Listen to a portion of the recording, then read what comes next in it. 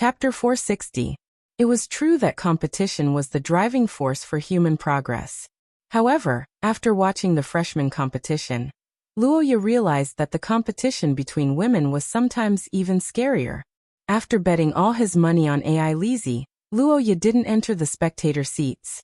Instead, he went to the encampment assigned by the higher-ups of the battle arena to watch the competition.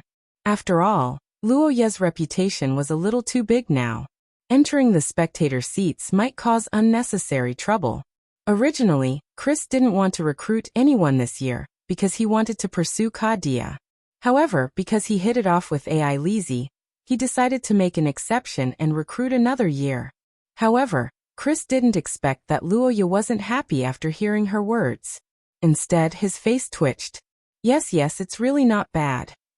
The black-haired young man cursed in his heart as he forced himself to turn his attention to the live broadcast. As night fell, the misty forest began to be filled with thick fog. This year's freshmen were also nervous as they entered the forest under the accompaniment of the guide spirits. In the preliminaries, AI Lizzie obviously hid her strength. Apart from revealing that she was a level 4 source ranker, there was nothing special about her. As for the battle against Shadow of the Ring, Luoya, as a spectator, couldn't watch. It should be out soon. The amount of magic in the secret territory is rising rapidly. It has broken through the alert level. Amidst the frantic voice of the Mystic Realm surveillance officer, the alarm sounded. As the news spread, a large number of staff members quickly rushed to the scene and maintained order with ease. They acted decisively and did not panic at all, forming a sharp contrast with the freshmen. The reason was simple. After the 2 accidents in the entrance exam in 3 years, the emergency department was no longer surprised. It was just that the number of accidents continued to increase to 3 and 4 years. In fact, they were more relaxed this year. After all, there were no characters on the level of Nua Ayer and Xia Luot in the secret territory. The level of danger wasn't as high as Luoya's. The reason for such a big commotion was simple. It was AI Lizzie's intention. With this thought, Luoya finally remembered AI Lizzie's words at noon. Tisk, so she's fooling around after entering the secret territory? Really? Last year, it was Luoya who caused the turmoil in the secret territory. 2 years ago, it was Lillian who caused the turmoil. Because of this reason, the two were often mentioned together. AI Lizzie should have caused a commotion in this entrance exam and turned the legend of 2 people into 3. Regarding the silver-haired girl's childish behavior, Roja was quite speechless, but he couldn't say anything. After all, it was Elise's freedom to work hard in the exam. Even if Roja knew her plan in advance, he wouldn't restrict her in order to not tie her hands and feet. After last year's 3 consecutive bombs, this year's freshman finally produced a new ring-bearer. This hard-won appearance of a new faction caused the crowd to erupt into cheers and applause. Luoya finally breathed a sigh of relief. After AI Lizzie was surrounded by the freshmen of the theocracy, Luoya didn't appear again. He only silently watched the girl from above as she dealt with the various people. A faint sense of satisfaction emerged in his heart. Looking at AI Lizzie, who was surrounded by the crowd below, Luoya couldn't help but think of the girl who didn't even dare to touch the tableware many years ago. For a moment, his heart was filled with emotions, and his eyes were somewhat moist. The birth of the 3rd ring-bearer completely broke the balance of the 2 ring-bearers in the academy. Now that the war had just ended, the students of the 2 countries were especially sensitive about this. On the distant high platform, the black-haired girl with purple eyes was already discussing this matter.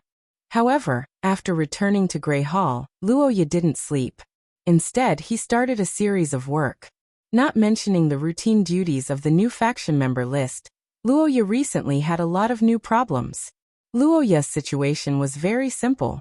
As a special commissioner of the Holy See, the black-haired boy would participate in the mission of searching for traces of the Fog of Concealment. Of course, this mission had another name, and that was the rescue plan of Tark Fortress. With so many researchers, scholars, and students with extraordinary strength waiting for the mission, added together, it was actually a huge force. From the perspective of cost, rather than investing a huge amount of money to let the soldiers on the front lines search, it was better to let the more powerful and free students do the job. As for the possible casualties, it had already been neglected to a certain extent. The non-transcendents would work hard during the war to supply supplies to the front lines, while the transcendents were combatants. As long as they were combatants, casualties were inevitable. No matter where they were, as long as they were still within the human community, they couldn't escape the huge threat brought by the mutated species. The freshmen had just entered the academy, and perhaps they didn't feel it under the excitement, but the second-year students like Luoya who needed an internship had already felt a vague sense of tension. I say, what have you been looking at since the beginning? Aren't you going to sleep? Who do you think I'm here because of? If I didn't come back early in the morning, and saw a wild cat who couldn't control her bloodline squatting in front of Grey Hall, I probably would have gone to sleep. Rose Dawn, huh? At the end of the last school year, Luoya suggested to Wilhelmina to invite Nua Iyer, Xia Luot, and the others to join the Dawn Association. At that time, the girl accepted the suggestion, but Nua Iyer was hesitant. After all, as a princess, joining such a small organization might not be a good thing. I don't trust anyone except for my dear. In the words of the Princess Knight's letter, she was originally an agent who ran the organization when the awakened of the Akate family wasn't around. Now she was just returning the organization to its rightful owner. Seeing Wilhelmina's sincere words and expectations, Luoya could only bite the bullet. It had to be said that the name of the organization was quite refreshing, and it was more in line with the preferences of the majority of the female members. As for the name change, Wilhelmina, who valued practicality, didn't object, so the proposal was passed smoothly. After the reorganization, the new Rose Dawn indeed displayed great strength. As the members of Rose Dawn gradually grew, the organization's strength and influence would also continue to increase. In the end, it might even be close to the Twilight Sage Association of the Second Era. Every time Luoya thought of this, he felt a great pressure on his shoulders. That's right, after entering the second year, Luoya and the others' cultural studies had come to an end. Next, it was basically practical courses that focused on going out for missions. And in this human environment, it became a variety of joint military missions. As for the wishes of Selena and the others, Luoya naturally respected it. But the problem was that the problem children in the Knight's country were almost as good as Wilhelmina in this aspect. When they heard that it was up to Luoya to decide, they immediately stopped caring. The brown-haired girl on the sofa looked at Luoya, who was working, and was a little embarrassed. She wagged her tail and suggested, but her words were quickly rejected by the young man. Is that so? I'm sorry. It's nothing. William and Teresa went to the joint meeting. Gelt is in his room studying the ancient books written by the giant bloodline. Juliana went to look for your sister.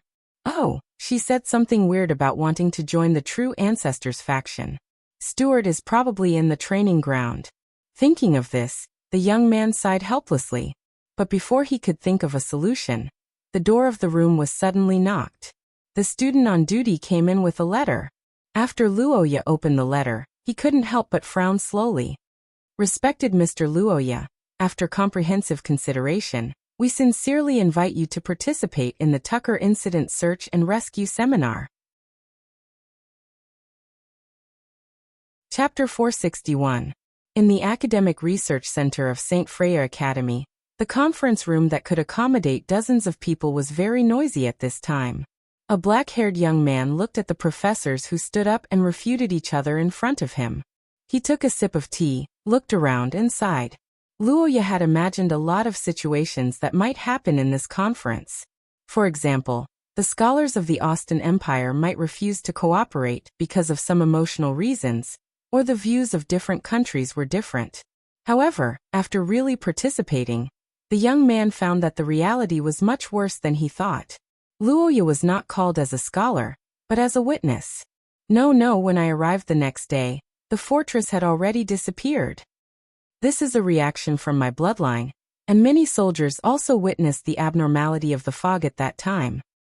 This is a memory brought to me by my bloodline.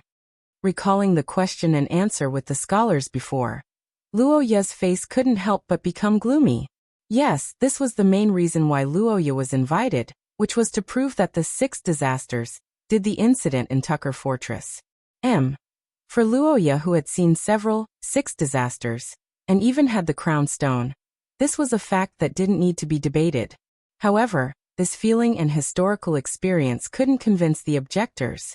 Helpless, Luoya could only push everything to the memory of his bloodline, which was an answer that others could understand. I think this fog has no direct relationship with the disappearance of Tucker Fortress. Those soldiers may have seen it wrongly because of the strange weather, or maybe because they were under the illusion of the enemy. For 2 whole hours, in the face of several scholars who asked him several times, the black-haired young man insisted that it was the 6 disasters who did it. However, there weren't many people who supported Luoya. Most people were still inclined to believe that this was a man-made incident. But being reasonable didn't mean being correct. Rather, it would be better to say that it would lead the investigation to the wrong path. Moreover, the black-haired young man felt that finding reason in this matter was wrong to begin with, because the disappearance of the Tucker Fortress itself was unreasonable. In the afternoon, there was no progress in the meeting. Roja was looking forward to finding clues, but now he felt like he was watching a monkey show. He could only sigh that the reality is too cruel. Things often don't go well. Investigating the Tucker Fortress incident, and the mist of concealment, wasn't just a mission that Luoya received from the academy.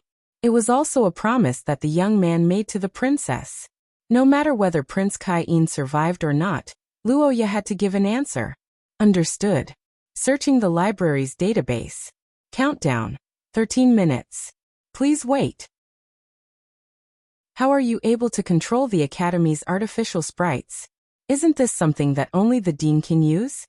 Lady Luoya Akot has the level 1 authority inherited from Lady Estrid. She has the right to give orders, grant authority, and rank.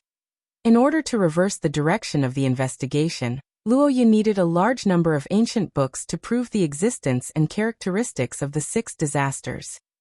But fortunately, as one of the world's 3 major libraries, the National Wisdom Library should be able to take on this task. Of course, the artificial sprite wasn't searching at a certain level. She could only roughly screen out the possible ancient books for Luoya. The specific work still required a lot of manpower. But under the mission system of St. Freya Academy, as long as there were points, there was no need to worry about a lack of students. And the students of St. Freya Academy were definitely qualified in terms of quality. Originally, the black-haired young man wanted to hand this job over to the AI Lizzie. But after obtaining the identity of a ring-bearer, the AI Lizzie became busy. Today, she was invited by the School of Thought to visit. On the other hand, the silver-haired young lady wasn't too interested in history. In the library that was specially set aside for a large conference room, the black-haired young man and the tall man sorted out the information that Margaret filtered out. But in the midst of sorting out, Gelt suddenly told Luoya something. It seems that you really did a serious investigation after going back. So, what did you find out? Is that so? However, Gulandair was the king of the giants and the last king of the giants. If his death was related to the savior, does that mean that the disappearance of the giants was also related to the savior? If it was really something that was unbearable to recall, not remembering it might be a blessing. The young man exhaled, turned his attention back to the information in front of him, and continued to browse seriously. In Luoya's previous life, the ancient country with thousands of years of brilliant civilization had a saying that history is a mirror. This was a very normal saying for China, which had thousands of years of history books, but in fact, it was abnormal on a global scale. In the world of Xia, the situation was much better. It wasn't that the people here had the quality and foundation to pass down the culture, but the Xia humans had a long lifespan. But even so, the historical inheritance of the Xia humans wasn't as smooth as imagined. The westward migration at the end of the Second Era could be said to have almost destroyed half of the civilization. As a result, the various information that the ancient Austin Empire painstakingly collected in the Second Era was once again incomplete. But even so, Luoya still found some sporadic clues, but ironically, most of them were obtained from the cultists. The Saint Heroes Society still had some understanding of the so-called oracle, but it was very metaphysical and abstract. Looking at this information, Luoya almost couldn't help but recall the nightmare he had in the hotel on the night of the Tuk Fortress incident. Previously, Luoya thought that the arrival of the Mist of Concealment had aroused his subconscious, causing him to dream of Mother Goddess. But now, it seemed that there was actually another explanation. After pondering for a long time, the black-haired young man roughly speculated the cause of the incident. But he had to admit that the cause wasn't that important now. The most important thing was how to find the damn mist. But to Luoya's disappointment, he couldn't find any information about it. After studying for a long time, this was it? Sigh, forget it, it's only the first day. For the rest of the time, the black-haired young man and the tall giant bloodline warrior bent over the table and studied until late at night. They only left together when the library was about to close. After spending a few hours together, Luoya also discovered the similarities between himself and Gelt. That was, they were both history enthusiasts and wouldn't find it boring to read historical materials. Luoya's bloodline ability allowed him to easily distinguish which were true records and which were useless nonsense. Gelt's trace source substance wasn't only powerful in battle, but it also had a wonderful use in archaeology. That was to read the memory of objects. An ancient item had been passed down for thousands of years. Not to mention the location where it was stored. Even the owner was likely to have hundreds of owners. However, Gelt's trace could only see a part of it. For example, Gelt might see when it was a piece of cloth or when it was worn by a young girl. Everything was random. Is this a man's divine ability? Shaking his head and throwing some bad thoughts to the back of his head, the black-haired young man finally returned to Grey Hall near midnight. At this time, most of the lights in Grey Hall had been extinguished and the students had also entered their sleep. Luoya didn't want to disturb others, but he didn't immediately enter. Instead, he stood in the courtyard and carefully observed. Now that both of them were students of St. Freya Academy and were also ring-bearers, it was naturally impossible for them to sleep together. Therefore, the black-haired young man deliberately checked the surroundings, but to his surprise he didn't find anything. With doubts in his heart, the young man entered the hall with light footsteps. After thinking about it, he suddenly felt that it was normal.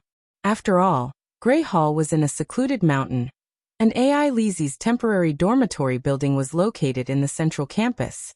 The distance between the two was indeed very far. Although AI Lizzie's ability to teleport under the moon was powerful, but how could she cross such a long distance? Under the moonlight, the black-haired young man stood at the door and fell into silence. Chapter 462. The master bedroom of Ashen Hall was elegantly decorated and classy. It was a private space specially prepared for the ring-bearers. Looking at the sleeping girl in her pajamas, Luoya stood at the door and didn't know what to do.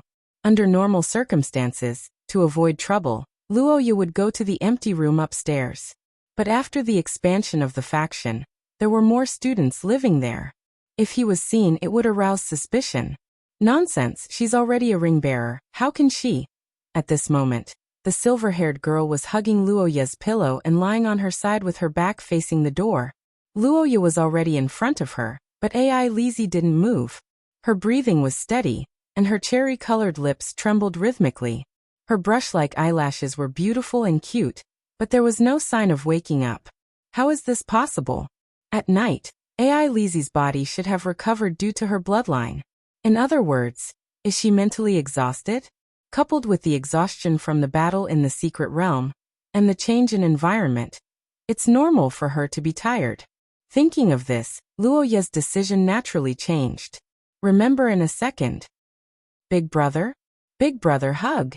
Hearing AI Lizzie's murmur, the black-haired boy couldn't help but stop his persuasion. After being stunned for a few seconds, Luoya carefully observed the girl in front of him, and found that AI Lizzie's red eyes were only half open. She was still half asleep.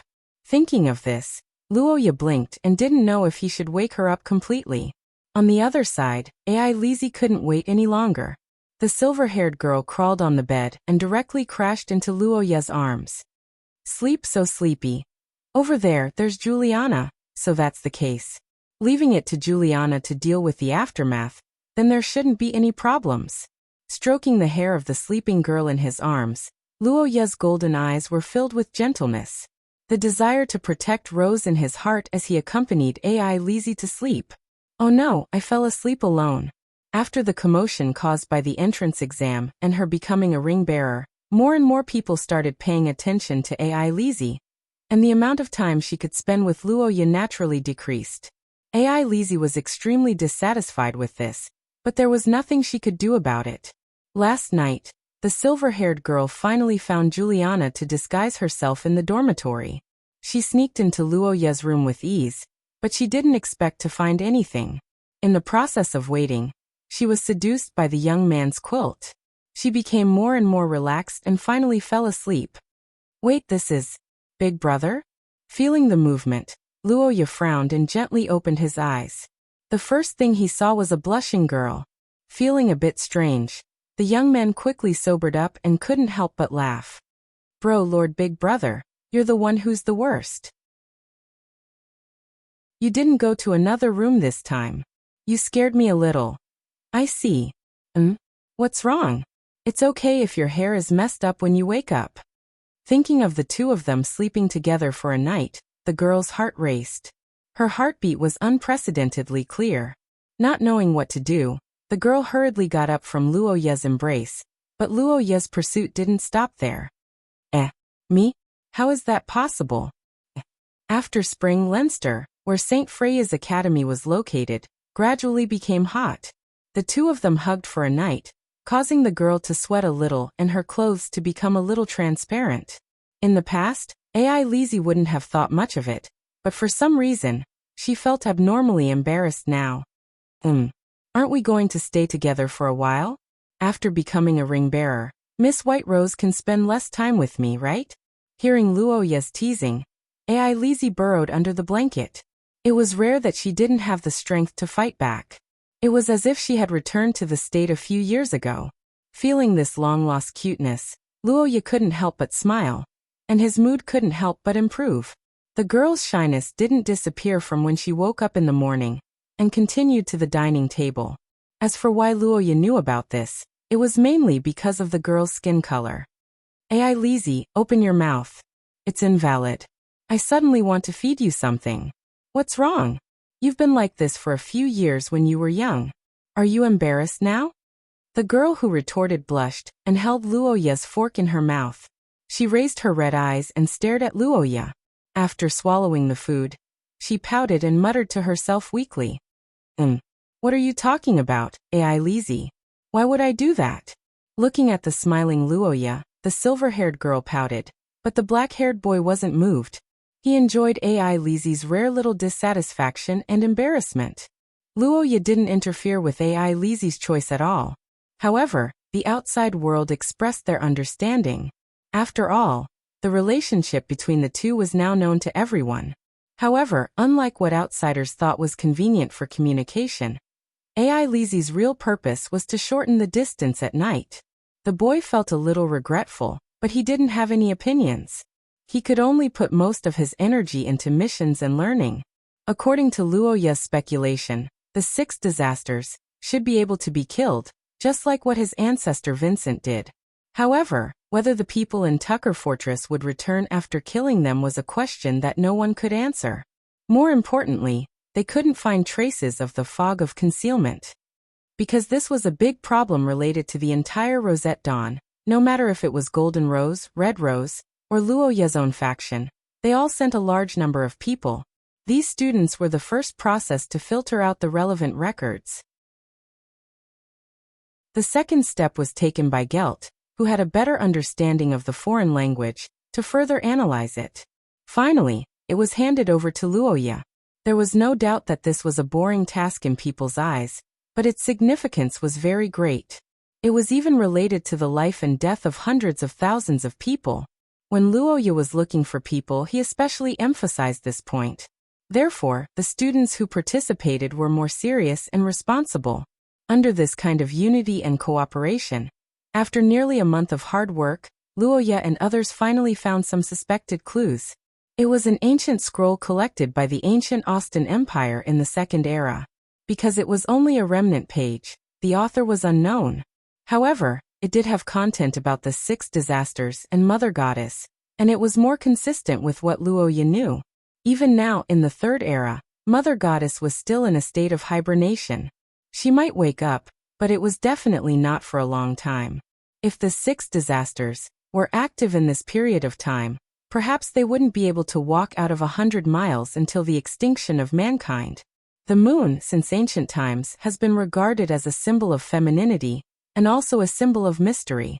Many of Shiya's bloodlines and curses couldn't be separated from the cooperation of the moon.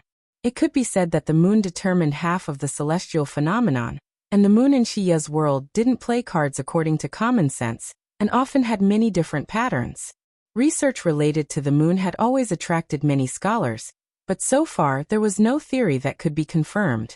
It was a mysterious and unknown field, and once there was a change, it would affect all corners of the world. It was because of this that Luoya felt that it was very likely to be a signal that the 6 disasters were active. Of course, as an important piece of information, Luoya asked Gelt to use the source substance to trace back, but what the brawny man saw was of little value. It was probably that someone had flipped through this book hundreds of years ago. However, unlike Luoya, because the reader didn't know much about the 6 disasters, the reader quickly lost interest in this book that he couldn't understand. Luoya wasn't surprised by this. After all, it was normal for Austin to oppose whatever the Vatican wanted to do. Originally, Luoya wanted to contact Lillian and find another reason to search for information in the Millennium Glory Library, but after careful consideration, he felt that it was inappropriate. But no matter what, the scale of the investigation was already very large. It could be said that it was a rare occurrence in 100 years, and it was only a matter of time before they found other important clues. However, when everything was going smoothly, an emergency message that shook the entire human world was sent back by the East, covering the world with a layer of uneasiness and fear. The invasion of the mutants had begun. Chapter 463. The invasion of the mutants. This was a word that no one wanted to mention, and no one liked. Whether it was in the theocracy or the Austin Empire, every citizen would tell their children about that terrible period in the past. The invasion of the mutants was like the most widespread and terrifying legend. During that period of time, the people did not see the light of day, and for extraordinaires, it was a disaster to some extent. The country of scholars was the training center for the extraordinaries in Shiya. As reserve soldiers, the students of Leinster knew more information than other places. However, even though they had expected the invasion of the mutants, when the news really came, many people still couldn't accept it. Of course, in the eyes of the ambitious, this was also an era of crisis and challenges. Under the test of war and the tempering of life and death, the old system was likely to collapse, and new forces were likely to rise. Before the shuffle was over, everyone had a chance. The black-haired young man naturally had no objection to this, not only because it was related to the academic credits of the country of knights and the others, but more importantly, these missions of the Alliance Army belonged to the military. Every mission completed was a kind of support to the front line. One of the reasons was naturally that the transfer students of the country of knights were stronger, but more importantly, Luoya played a role. The black-haired young man arranged missions for everyone that were suitable for their strength and specialty, and would constantly adjust with time. This was the most important reason. Witnessing the rapid growth and strength of Paul and the others, Luoya couldn't help but sigh at the huge potential of the protagonists in the original work. However, he wasn't too surprised because the young man discovered that not only Paul and the others, but also the people around Luoya, from the people of the country of knights to the members of the Blue Hall faction, were all improving rapidly. And the scholars had also explained this.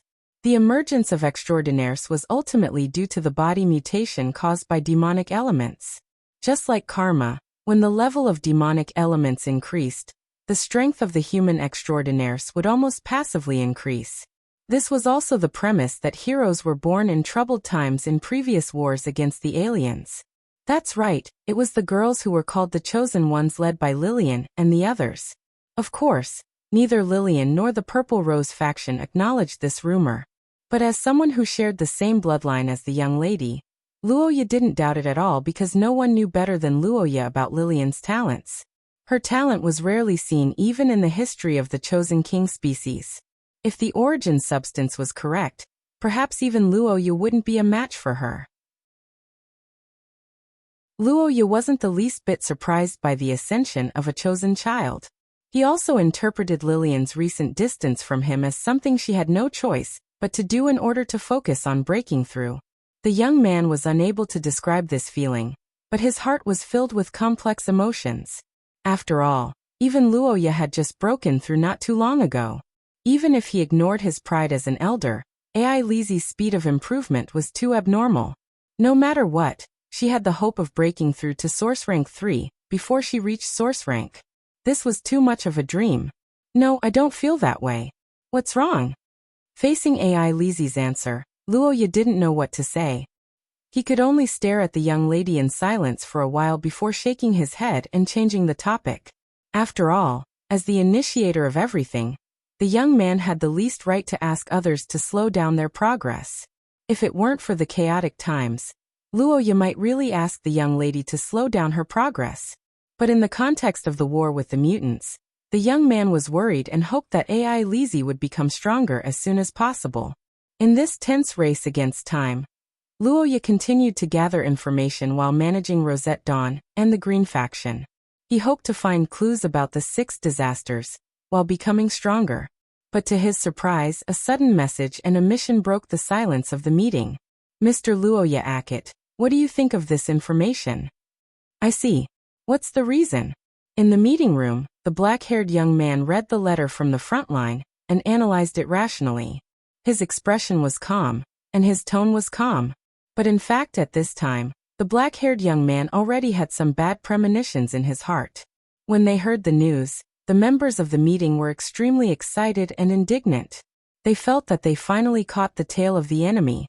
Even Luoya instinctively thought that the hidden fog had appeared again.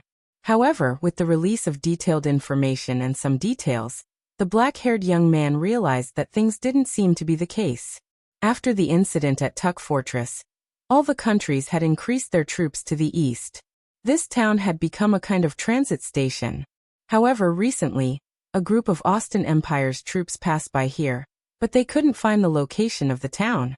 The officers who thought that they were lost went back the way they came, so they hired a local guide to set off again. As a result, they did find the location, but there was no trace of the town. It was the same large-scale disappearance, the same silence, and the same army. There were so many similarities that it was difficult not to associate this with the incident at Tuk Fortress. Therefore, the frontline command immediately sent this information to the scholar country, who was in charge of this matter, and asked for immediate action. However, after carefully studying it, Luoya felt that this was not the doing of the 6 disasters. As a monster that devoured everything, the hidden fog erased all traces of civilization wherever it went. It was impossible to leave anything extra behind. And judging from the conditions, it didn't seem right. Luoya's quality of sleep during this period of time was not bad. It was obvious that he didn't feel the breath of the mother goddess. Judging from the weather, the area where the incident happened was no different from other places. The entire town of Bray, including the residents of the town, is less than 1,000 people. Whether it is in terms of numbers or strength, there is a huge gap between the 6 disasters and the Tuk Fortress. The 6 disasters is a civilization killer. There is no need for them to deliberately attack this kind of border area. The black-haired young man basically denied the possibility of the 2 disappearances being related based on the available information. But after hearing his words, many scholars in the room didn't seem to care, and began to raise objections one by one. Originally, there was a controversy about the incident at Tuk Fortress being caused by those legendary monsters. Using this as the standard of judgment, naturally, there is no connection. At the meeting, several representatives refuted Luoya's point of view one by one. In the end, they ignored the young man's objection and established the decision to issue an investigation mission. But when he heard this, the black-haired young man's face sank. Because his unique sense of smell from years of experience in conspiracies was telling Luoya that everything was not as simple as it seemed. In the end, these extraordinary people of Leinster had been pampered for too long. They had long lost their sense of smell for danger. In a hurry for quick results, they finally passed the decision to send an investigation team. But for Luoya, this was a huge problem. The decision at the meeting was difficult to overturn. In desperation, Luoya could only visit Lillian to discuss using the authority of the Rose Council to ban the recruitment of this mission in St. Freya Academy. But after hearing the young man's idea, the black-haired young woman thought for a long time and rejected it. Indeed, it seems that I have to go personally. And on the other hand, although the possibility was extremely small, if this matter was really related to the 6 disasters, then Luoya's existence was necessary. Only the young man's ability could make the fog of concealment hesitate and not act recklessly. I'll go. I've recently advanced to the 2nd level of the source rank. I can use this opportunity to test my skills. Luoya heard Lillian's words and immediately rejected it. Just like Lillian's thoughts, Luoya also attached great importance to the only sister in this world who shared the same bloodline as him. He was determined not to let the young woman participate in this mission that felt wrong. And after hearing Luoya's answer, Lillian also revealed a smile, but she didn't say anything. Senior sister, you. After a long silence, Lillian opened her red lips and said so. The black-haired young man couldn't help but sit up straight. After pondering for a moment, the young woman spoke softly. You're saying? Lillian said so with some difficulty and forced a smile. Her amethyst-like pupils carried an indescribable reluctance and faint sorrow as she looked at Luoya and said softly, I'm afraid it will be difficult for us to meet again in the future.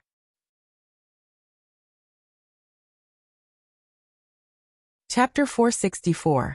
Inside the room, the black-haired young man gazed at the young lady who was forcing a smile on her face. His golden eyes widened gradually and he fell into silence. Heading to the front lines during the war with the mutants was considered a rather severe punishment, especially at this point in time. I'm sorry that I didn't tell you until now. But this is indeed my mistake and has nothing to do with you, Luoya. You don't have to blame yourself. Initially, we were too far away from each other. I thought that I would cherish the 2 years in the academy, but I messed it up due to my negligence. Gazing at the sorrowful smile on Lillian's face and hearing her words of self-blame, the black-haired young man couldn't help but clench his fists. His heart burned with uncontrollable rage. But unlike usual, a portion of the rage in his heart was directed at himself. No matter if it was Nua Iyer or Xia Luot, the young man had risked his life to protect them. But Lillian was different. Even in that dangerous historical segment, the one who suffered the most danger was Lillian herself. Remember this for a second. Luoya couldn't accept that Lillian was in such a predicament because of him. On the other hand, Luoya hated the person who forced the young lady into such a predicament. Got to say, no matter from which angle, Luoya, as the emperor of the Austin Empire, wasn't an enemy. The massive amount of resources he controlled wasn't something that Luoya could resist at this stage. But if it were for Lillian, the young man was willing to give up his peaceful life and do something that he would never do in the past. Why are you showing such a solemn expression? Are you thinking of doing something for your big sister? Upon hearing Lillian's question, the black-haired young man went silent in an instant. Upon looking at this young man, Lillian's gaze became increasingly gentle.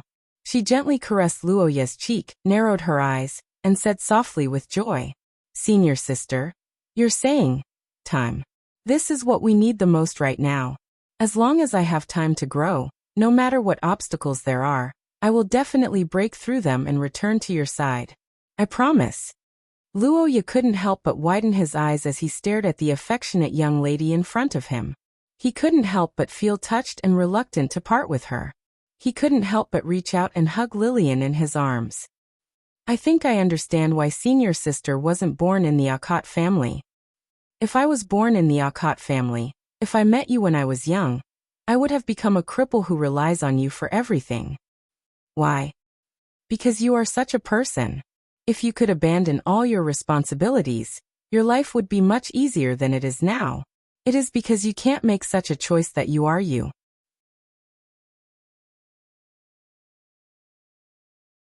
Chapter 465. At night in Blue Hall, The black-haired boy looked at the silver-haired girl who was clenching her fists excitedly, and couldn't help but think of AI Lizzie's behavior a few minutes ago. It turned out that the law of true fragrance was applicable in any world.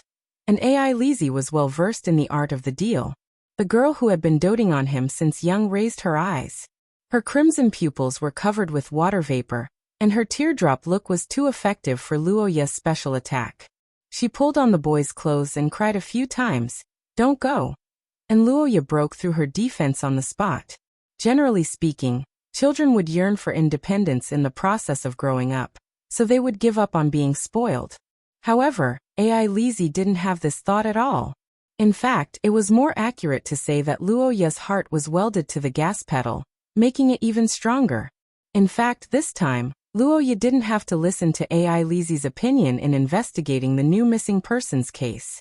As a student of St. Freya Academy and the main witness of the previous incident, this mission was almost an obligation for the boy. It would be strange if he didn't go. However, it was also true that the girl was lonely because of this. To be able to exchange for so many promises made AI Lizzie overjoyed. No, Senior Lillian isn't what you think. No, Senior Lillian is. Sigh, forget it. With this thought in mind, the boy didn't nag anymore and changed the topic. As Luoya turned his attention to other aspects, AI Lizzie finally stopped talking. But after the two of them chatted for a long time, the girl suddenly went silent for a moment, then changed the topic to Luoya. Radon? Of course I remember. After all, it's related to the Akot family. But as the saying goes, plans can't keep up with changes. The overall change in the environment made Luoya unable to continue with his previous plan, and Lillian's safety also made him worried. AI Lizzie, as we speak, the soldiers on the front lines might be fighting the mutants. The Alliance meeting is being held, and Father will be heading to the front lines soon. At this time, I really can't stand by and do nothing. No, big brother, that's not what I meant. I will also work hard to be able to help Father and elder brother as soon as possible. Then I'll increase my strength quickly and steadily. The black-haired young man smiled and looked to his side. The silver-haired girl looked back at him gently. The two of them leaned against each other, silently and cherishing the night before departure. The following days were a little busy for Luoya. After the mission was issued, various researchers and experts began to take action one after another. The border of the Austin Empire near the town of Bray began to become the focus of the Kingdom of Scholars, and Lillian's team was among them. This time, because Lillian objected to Luoya participating in the investigation, the black-haired young man did not sign up publicly. Instead, he decided to follow the team after they set off. This kind of behavior was more appropriate in terms of procedure. Due to the number of students, Selena and the others, who had not reached level 3 of source rank, were assigned to the second team. They were about a day later than Lillian and the others.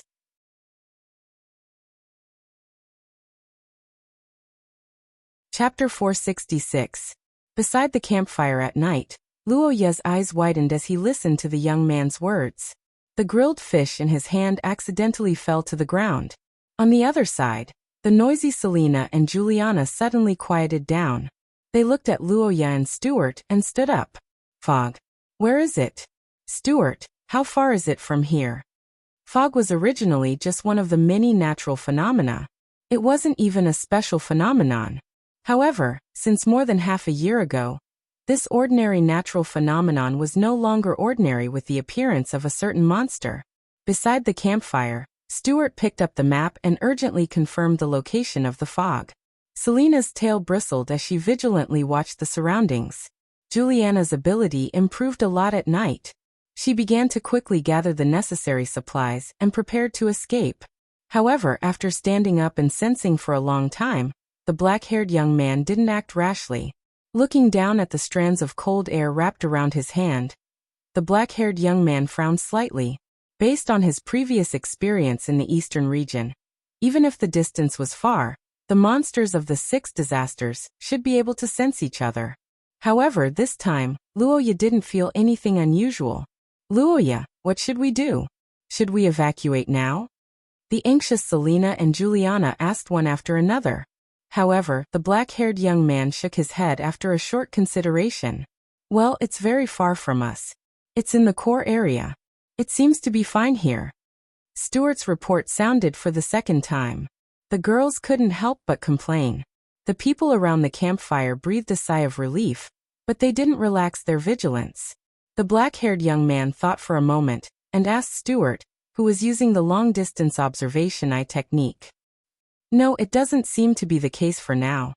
After a series of questions and answers, Luoya seemed to have come to a conclusion. After hearing the black-haired young man's judgment, the three of them let out a sigh of relief.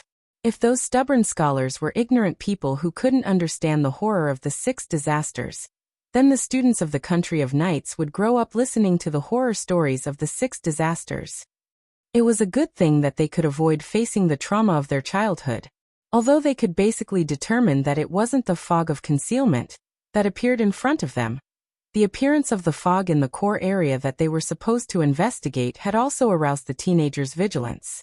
Luoya could already imagine what would happen to the first team after that. After discovering that the fog wasn't aggressive, they would definitely rush in to find out the truth. It seemed like the fog was just like a bait. After a long while, the silhouette who did not get an answer shook his head.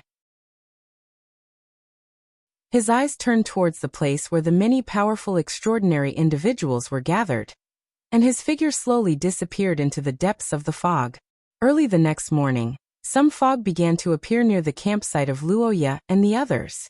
But after sensing it, the teenager realized that it was just an ordinary white fog in the mountains. Stuart, who was on night duty, also reported the situation, saying that the fog in the forest ahead didn't have any changes overnight. Selena and Juliana were relieved after hearing this. The teenager who put on the blindfold also relaxed a little.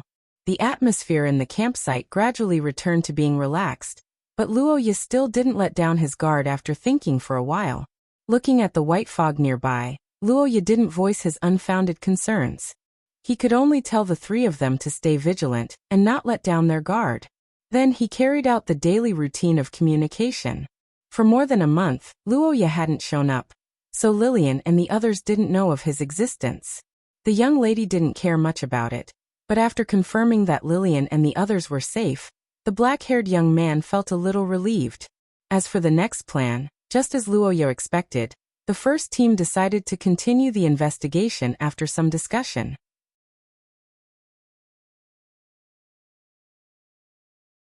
Chapter 467. In the misty night, the black-haired boy looked at the old man in front of him motionlessly, as if he had fallen into stillness. Beside him, Selena and others also reacted after a moment of daze, staring at the white-haired old man dumbfounded. No, how is it possible?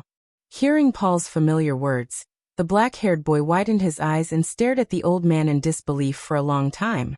Finally, he saw a little shadow of Paul in the past.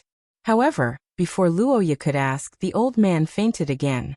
Luoya shouted anxiously, but the old man seemed to have exhausted all his strength after saying that sentence. No matter how he called, he couldn't wake up. Luoya and others looked at each other helplessly. Then they immediately began to examine him. Luoya, is this really Paul? Facing Selena's question with a nervous voice, the black-haired boy was silent for a while.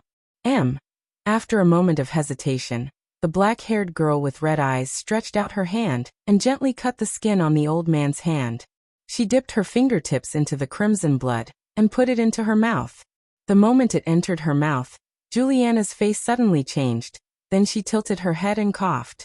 Juliana, who had once fought with Paul in the Challenger Cup arena and tasted the young man's blood once, concluded with an ugly face. As her words fell, Luoya and others fell into complete silence. Time had always been the rarest and most mysterious part of Shay's spells. For a long time, it had even been treated as a non-existent spell. Even if it did exist, most of it was forbidden. The reason was very simple. This kind of spell was too lethal and had too high a price to pay. From the time Luoya discovered the enemy until now, it only took more than half an hour because of the decisive command. It was almost impossible for Paul to become like this in such a short time. Even Luoya's erosion time breath couldn't absorb time so quickly. Stuart, check. The black-haired boy ordered. Stuart took off the blindfold again and looked at Paul. This time, the boy's eyes were no longer in the long-range reconnaissance mode, but released a faint light green light. After a while, the boy's face turned ugly after looking back and forth twice. Stuart's new report made Luoya and the others fall into silence again. Faced with the terrible experience of their companions, the two girls, Selena and Juliana, turned pale. For them, who were at the prime of their lives, dying of old age was probably the most terrible way to die in the world. It's too late to retreat. It only took Paul half an hour to become like this. We won't be able to get out of the foggy area in half an hour. They will definitely catch up with us. The only way to save ourselves and Paul is to move forward, find and defeat the enemy. Since he recognized Paul, he naturally couldn't abandon him. On the other hand, Paul was the only person who could provide information. Maybe someone has resistance to this unknown curse, and Paul's level is the lowest in the team. Selena and the others set off again after securing Paul. The black-haired young man took the lead and quickly approached the abandoned town. As the shadow of the town gradually appeared in the white fog, the faces of Luoya and others became more and more serious. Whether it was before or now, there was no sound of fighting. Thinking of this, Selena and others became nervous. Luoya's face was also ugly, but even so, the young man still didn't lose his confidence because Lillian was in the depths of the fog. Surely there was still time. The thick fog made the visibility less than 10 meters. The surroundings were silent, and there was no information. In such a situation, Luoya and others couldn't even perform a quick search and rescue. The frowning young man could only turn his head and ask the scout again. Selena. Where are Stuart and the others? What happened? Did they fall behind? Under the pressure of the Gulendayer, Selena and others calmed down a little. The entire team began to return quickly, but what greeted them was indescribable despair and horror. 10 minutes later, the black-haired young man leaned against the wall on one side, pinching his eyebrows and thinking about the current situation. Beside him, two girls were leaning stiffly on his left and right shoulders. In the previous search, Luoya and the others didn't find anything. There were no abnormalities on the ground, and there were no traces of spatial spells nearby. However, Stuart and Paul behind him disappeared into thin air, as though they were taken away by someone. There's a faint smell of blood from Paul's wound nearby. In other words, they were standing here safe and sound not long ago. But why did they disappear? Damn it. What exactly happened? When the search yielded no results, Juliana and Selena inevitably fell into panic. To the girls, powerful enemies wouldn't make them afraid. Even if they died in battle, it would be an honor for them who had received knight education since young. But now the situation was different. Beside his left and right shoulders, the two girls trembled slightly. Their breathing was rapid, and their complexions were abnormally pale. Sensing this, Luoya couldn't help but become more solemn. The young man pinched his eyebrows and forced himself to calm down. After pondering for a while, he issued a new order. Continue to search for the members of the first team. Strive to converge, and think of a way to counterattack. It was an abandoned house. Judging from the scale, it should belong to the manager of the town in the past. As it was a stone building, it was slightly better preserved. However, the results of the investigation were disappointing. That was the situation in the house. It seems like there's no need to worry anymore. Marin Town. Everything that had happened here so far was chilling. However, there was a precondition, and that was this strange white fog. It was a strong fluctuation of spell power that suddenly appeared from the center of the town. The moment it appeared, it immediately attracted the attention of Selena and Juliana. The reason was simple. It was an unfamiliar aura that they had never felt before. It was also filled with evil and indescribable malice, which almost made them instinctively vigilant. Anger toward Luoya's provocation, resentment toward the frozen earth touch, and hatred toward the power of the crown stone. Luoya, who sensed something unusual, opened his eyes wide and muttered to himself. At the same time, a tall and skinny old man appeared from the other end of the white fog. His eyes were fixed on Luoya's direction with a strong expression of hatred on his face. In his hand he held a fog-like lamp that emitted a hazy light at the end of the road. Attack. The two girls used their ultimate skills. Luoya also decided to attack with all his might. However, he didn't expect that at this moment, the ancient gods on the other side suddenly shouted in unison. Not good. Leave quickly. Gulandair and Altatia's voices sounded at the same time. However, it was all too late. The lamp in the old man's hand suddenly flickered. The next moment, an intense light shone in all directions like the sun. Everything in front of Luoya seemed to be drowned. His whole consciousness seemed to have lost its balance. It was a bottomless pit filled with darkness. Waves of extremely ominous and evil aura came from it, as if all the evil in this world was buried under it. When Luoya appeared, the whole cave shrank as if it had come alive. It was as if a huge mouth had seen a delicious meal. At the same time, the young man's consciousness began to blur rapidly. Luoya. In the fog of Marin Town, under the light that seemed to absorb everything, a girl with black hair and purple eyes suddenly appeared. She picked up the young man who had fallen to the ground. The next moment, under the chants of the space cursemancers beside her, Lillian's figure flashed and disappeared without a trace.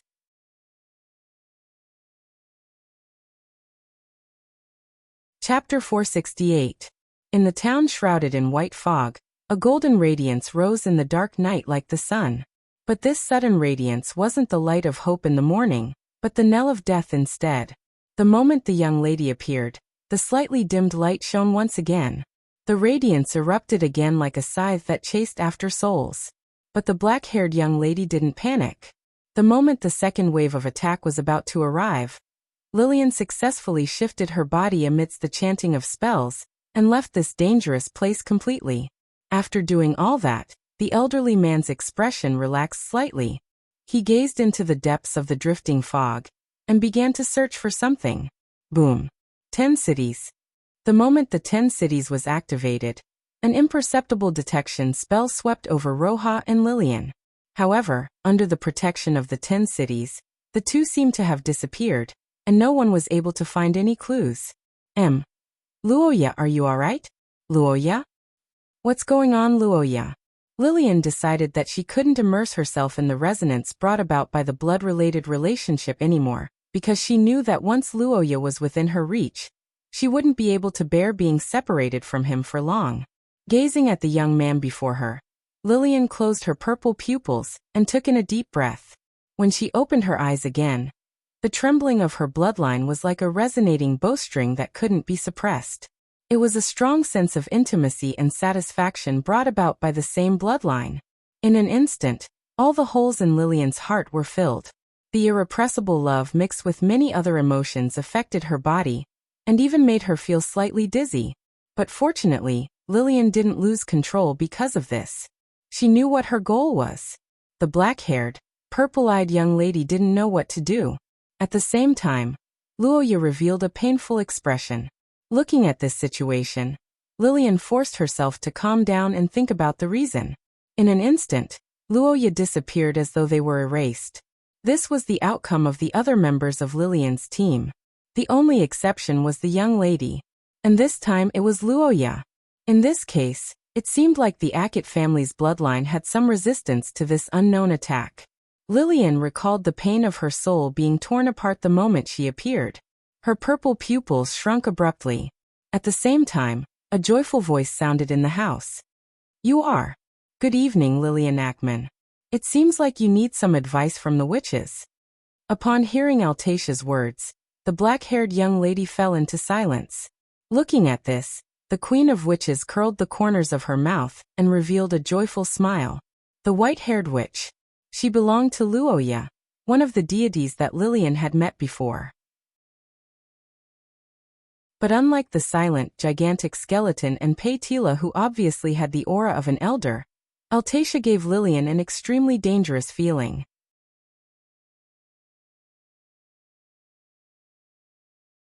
Chapter 469. In the room, the black-haired young lady gazed at the woman hovering in midair. Her purple pupils revealed a puzzled look, and her body stiffened in an instant. Altatia stood before Lillian in silence as though waiting for her decision. Under the gaze of the witch, Lillian blushed quickly. No, I'm not joking. I'm serious. Gazing at the black-haired young lady who flew into a rage out of humiliation, the white-haired queen of witches let out a sigh and said calmly, "If that's the case, can't we just do it normally?" The special relationship between two people of the same bloodline is indeed a magical phenomenon.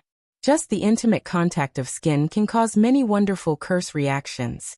Even the soul will be affected. In fact, it can be done with a large amount of intimate physical contact. But the result will be the same for you, right?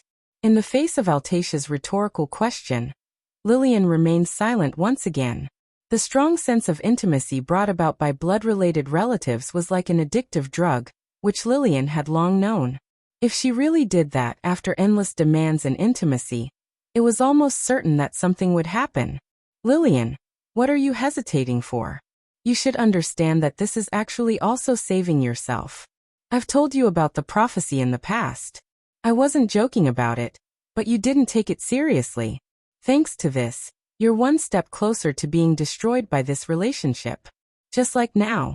Even though Sir Hero has become like this, you're actually happy, right? Gazing at the black-haired young lady who retorted fiercely, Altatia didn't say a word. Her hovering body approached instantly, extended her hand, and placed it on the young lady's chest. Essence? Don't make me laugh, witch. Do you think I'll be happy because of his pain? Without annoying people bothering you, without the restrictions of distance and position, you can touch and get close to him at any time. You don't need to hide your feelings and love anymore. Is this really a terrible situation for you? With only the two of them in this environment, this was like a dream for Lillian, who was about to be separated from Luoya by thousands of miles under Emperor Lucas' orders. Even though she was in a difficult situation, how could she not be happy to be able to hug each other after so long? Altatia's words were like the whispers of a demon, ringing in the young lady's ears with some certainty. Getting rid of the women around him will hurt him, but it will be enough to make him indulge in love with them.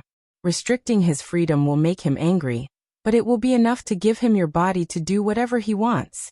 Once you have a child with him, his hatred will be reduced.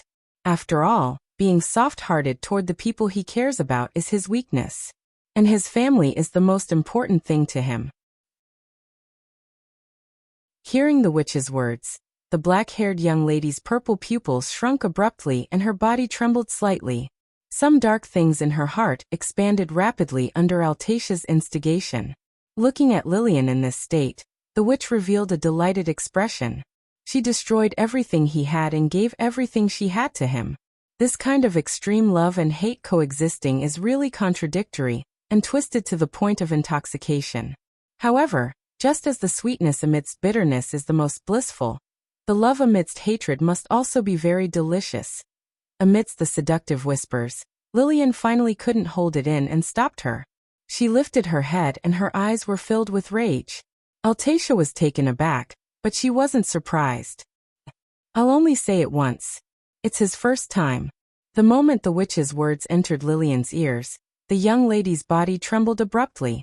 She lifted her head in surprise and asked with a flushed face, At the very least, I have to confirm it.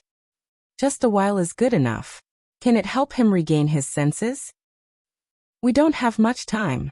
Hurry up and say whatever you want. Although it was to awaken Luoya, the witch had indeed helped her this time. If the first time was out of interest, then what about the second time? Was it just a coincidence or was there some other reason? Luoya, do you like me? Don't sleep yet. I only have this question. No matter what, I hope you can answer me. The current Luoya only possessed his subconscious. It was obvious that he wasn't in his normal state. However, he had an advantage as well, which was that he couldn't lie. Everything that the young man said now would definitely be his true thoughts from the depths of his heart. This would also affect Lillian's decision. I like you. When this soft whisper entered her ears, the black-haired young lady trembled. Even her breathing seemed to stop as ripples appeared in her amethyst-like eyes. I like you too. No, I love you.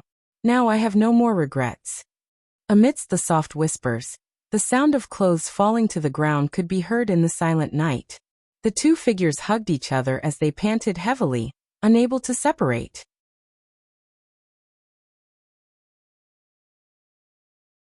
Chapter 470. Luoya had a strange dream that could be described as full of twists and turns. Luoya's weak consciousness still had some residual memories of the terrifying abyss filled with darkness. It should be a scene that he saw not long ago. But in fact, Luoya knew nothing about it. His self-awareness and consciousness gradually faded as time passed. In contrast, as his consciousness weakened, chaotic screams and wails echoed in his head. Listening to the screams was an inhumane torture in itself. As the screams faded, Luoya's rationality became weaker as though he was about to fall into a coma. But shortly after, another feeling occupied his mind and cleared his mind. I see. Is it senior? To the black-haired young man, Lillian's safety was the best news. But what Luoya didn't expect was that after the tremor in his bloodline, his consciousness actually became clearer. But even so, the young man still heard that sentence. When the words entered the young man's ears, even Luoya's sluggish thoughts stirred. As though asking a question, the black-haired young man's lips trembled slightly, and he uttered a soft voice. Don't sleep yet. No matter what, I hope you can answer my question. It was a mixture of nervousness and slight fear. Her white teeth bit her red lips, and her purple pupils trembled uneasily. It was a fragile appearance that didn't match the Lillian in Luoya's heart at all. It was as fragile as glass and as illusory as a bubble. Recalling Lillian's question, Luoya understood her emotions a little. Just like any ordinary person who asked this question, she was afraid of hearing a negative answer, and was afraid of being rejected by the other party. This kind of worry was something that even Lillian, who was almost omnipotent in the young man's eyes, couldn't avoid. The black-haired young man thought and almost didn't hesitate at all. She was the senior sister who had been constantly helping Luoya since they met. She supported him unreservedly after they became blood relatives. It could even be said that she was the senior sister who doted on him. Although they hadn't known each other for a long time, the girl who was almost omnipotent and gentle to him had already left an indelible impression in Luoya's heart. For the youth, even if it was difficult for him to think, the answer to this question was clear. Gazing at the young lady who was trembling in excitement and fear, Luoya answered with all his might. But like the peaks and valleys of waves, this brief clarity of consciousness didn't last long. After answering, the young man sank into the sea of consciousness again. But before he entered the sea of consciousness, he saw Lillian's smile that was a mixture of surprise, joy, and relief. As his consciousness sank, Luoya's perception became hazy again. His surroundings fell into darkness, and the dream had completely entered its final stage. Their warm bodies embraced each other. Their blood vessels seemed to have gone berserk. Their familiar body fragrance, their long hair that occasionally slid across their chest and shoulders, as well as an unprecedented sense of comfort and release.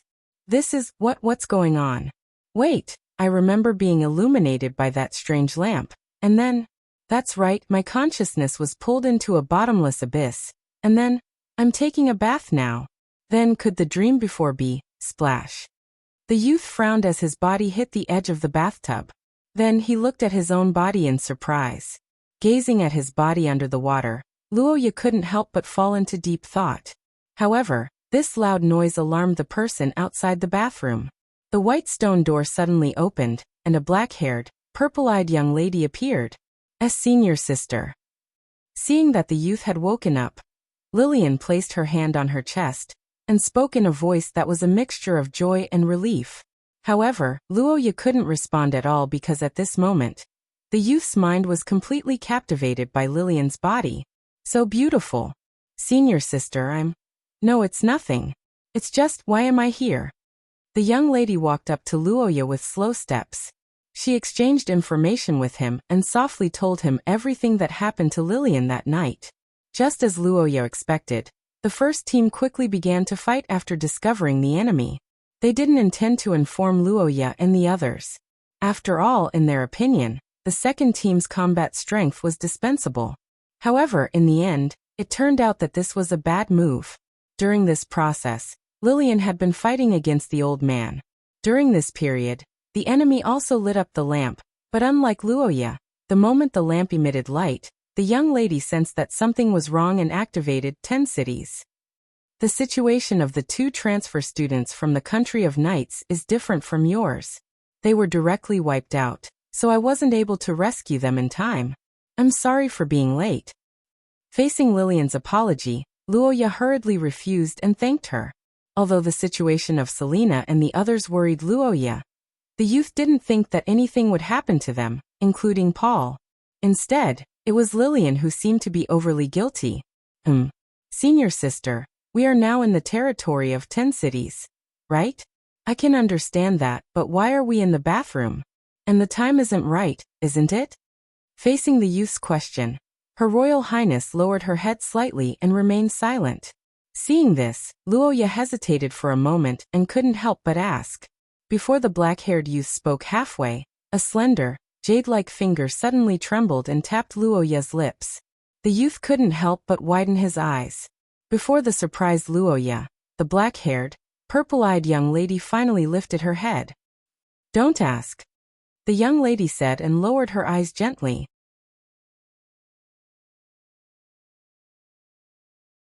Chapter 471. In the bathroom where only the sound of water dripping could be heard, the black-haired young man gazed at the beautiful young lady in front of him. His golden pupils contracted abruptly, and his brain went still as though it had shut down. But just like this rare occasion, there was always a reason for Lillian's shyness. It was either due to some embarrassing words or some overly intimate physical contact. But now, her body was trembling slightly, her face was flushed, and tears welled up in the corners of her eyes. And with this as a clue, some things became clear. Gazing at Lillian in front of him, Luoya's heartbeat accelerated rapidly.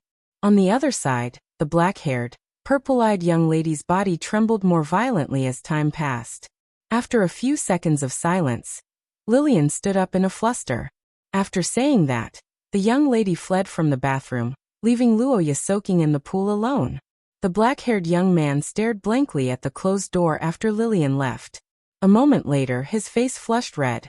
Could it be that senior sister and I? But why? No, the reason isn't the main point. I have to confirm if it's the truth. Paytila, do you have time? I do have something to ask you. That girl was by your side during that time, so we didn't keep in touch. This means that the job was handed over to the witch, so we don't know what happened exactly. Upon hearing Paytila's answer, Luoya revealed an inexplicable expression of disappointment. But he didn't expect the Earth Mother to suddenly change the topic. Blessings? After closing the door after stepping out of the bathroom, the black-haired, purple-eyed young lady thought. Her body suddenly lost all strength as she leaned against the door and sat down. She covered her cheeks with both hands, regretting her mistake. Although Luoya had gone astray during his childhood, Lillian and Luoya spent most of their time being respectful to each other. If their relationship was categorized, Luoya respected and loved Lillian, while Lillian doted on Luoya. It could be said that they were the standard sibling relationship. But after this intimate moment, their relationship had changed. Just like other young girls, Luoya would probably find it difficult to continue observing Lillian's situation from now on. The sense of distance that she had always maintained was likely to rapidly shorten. But Lillian was extremely conflicted about this. In order to avoid this, it was naturally better for Luoya not to know that the two of them had been together. In fact, after the ancient gods left, only the two of them were left in the room. As long as Lillian refused to admit it, there was nothing that Luoya could do. When the young man asked about the previous situation, Lillian, who had just become a woman, couldn't suppress her embarrassment and acted abnormally. Her overheated brain couldn't even come up with a lie. She could only forcefully stop the young man from asking and escape in a panic. Would he hate her for doing such a thing while she was unconscious? What if she was treated as a frivolous woman? And if she thought about it carefully, wouldn't that situation seem like a crime? Time passed bit by bit, but Lillian's overheated brain didn't cool down. After thinking about it carefully, Lillian still couldn't come up with a good idea. Then, the bathroom door opened again, and the young man walked out fully dressed. Amidst the floating water vapor, golden and purple pupils collided, accompanied by the sound of their intense heartbeats. The young man and young lady looked at each other in silence. Just what exactly happened between Luoya and Lillian? After asking Pei Tila about it, the black-haired young man could basically confirm it.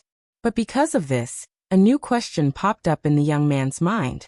Why didn't Lillian want to talk about it? Among the major countries, the Austin Empire and the theocracy were more conservative, while the scholar country and the loosely commercial United Nations were more open. And as the Austin Empire's princess, Lillian was even more conservative.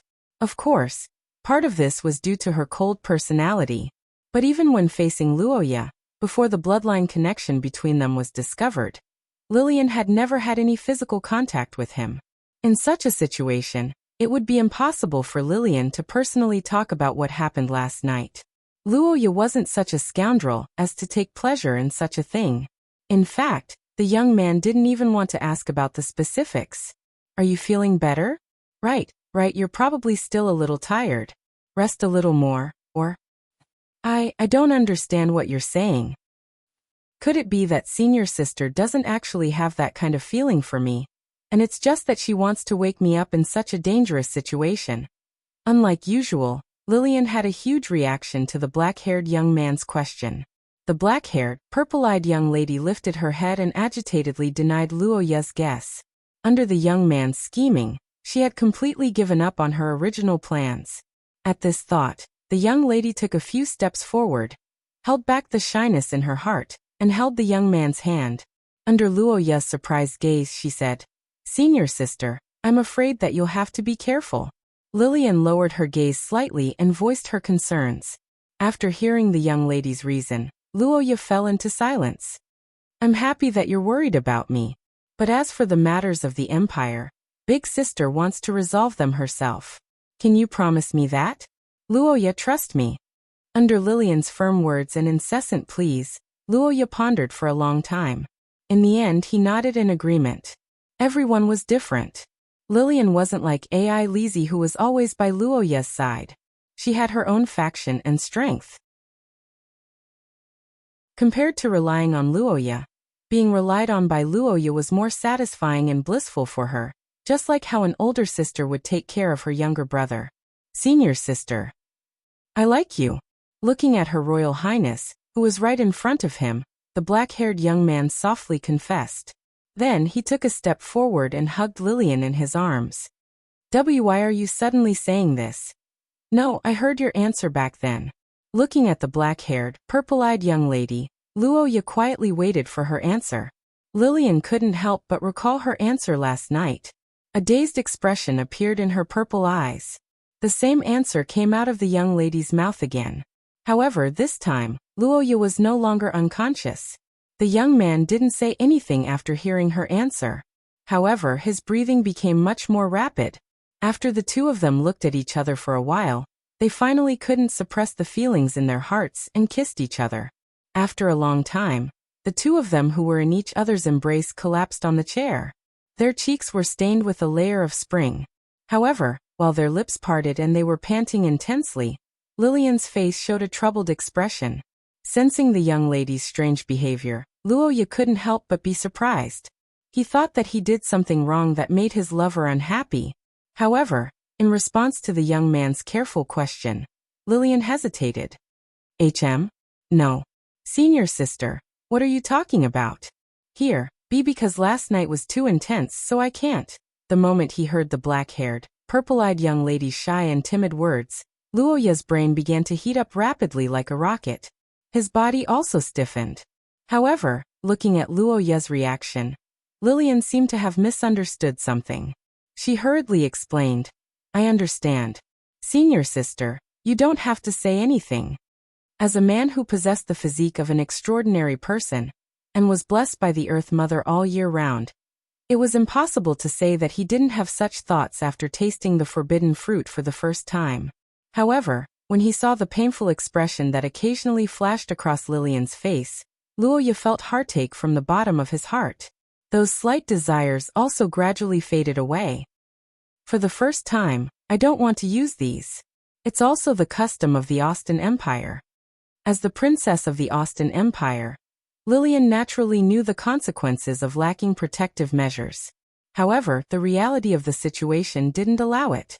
Originally, Lillian wanted to let the white-haired witch help clean up the mess after everything was over. However, as if she saw through Lillian's thoughts, Altacia didn't appear after that, which completely disrupted Lillian's plan. However, even this method had its limits. Just like irrigating a flower field, the water that went into the deepest part of the field could no longer be extracted. It was more of a psychological comfort. Senior sister? The young lady who was talking to herself shook her head. After thinking for a moment, she still didn't say such embarrassing things. Besides, in the end, Lillian felt that the possibility of falling into the trap in one go was too small. It wasn't worth emphasizing. If they were to get married and have children in the future, they would probably need a large number of curse vessels and potions as support. They would only be able to obtain the crystallization of their love after many attempts. It was almost impossible for this kind of first experience to blossom and bear fruit. If it was senior sister, she must have taken care of it. Can you accompany me to the bedroom? There are some, but that's not the reason. There's something I want you to see. Luoya, who suddenly realized something, didn't say anything else. He carried the young lady and walked to the next room. Lillian turned her head away with a shy expression. Soon after, the two entered the bedroom together. They looked at the messy bed in silence. After a long silence, Luoya said with a guilty expression. Lillian shook her head, recalled for a moment, and pointed to the corner of the bed. Hearing Lillian's words, Luoya took a deep breath and stepped forward. He followed the young lady's guidance and came to the bedside. The dim light in the room had a trace of blurriness.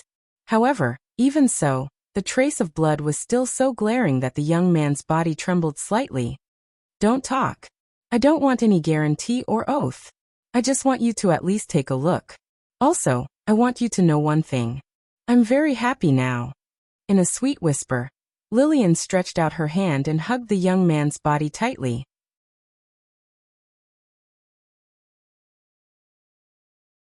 Chapter 472. What exactly was happiness? For the current Luoya, just by quietly looking at the girl sleeping soundly, happiness would continuously rise up from his heart. Lillian's beauty was a type of cold and noble beauty that was unique and different from the rest. Her coldness wasn't like Ai Lizi's indifference to others. Instead, it came from her temperament and innate coldness. Her nobility also wasn't like Xia Luo's unique nobility.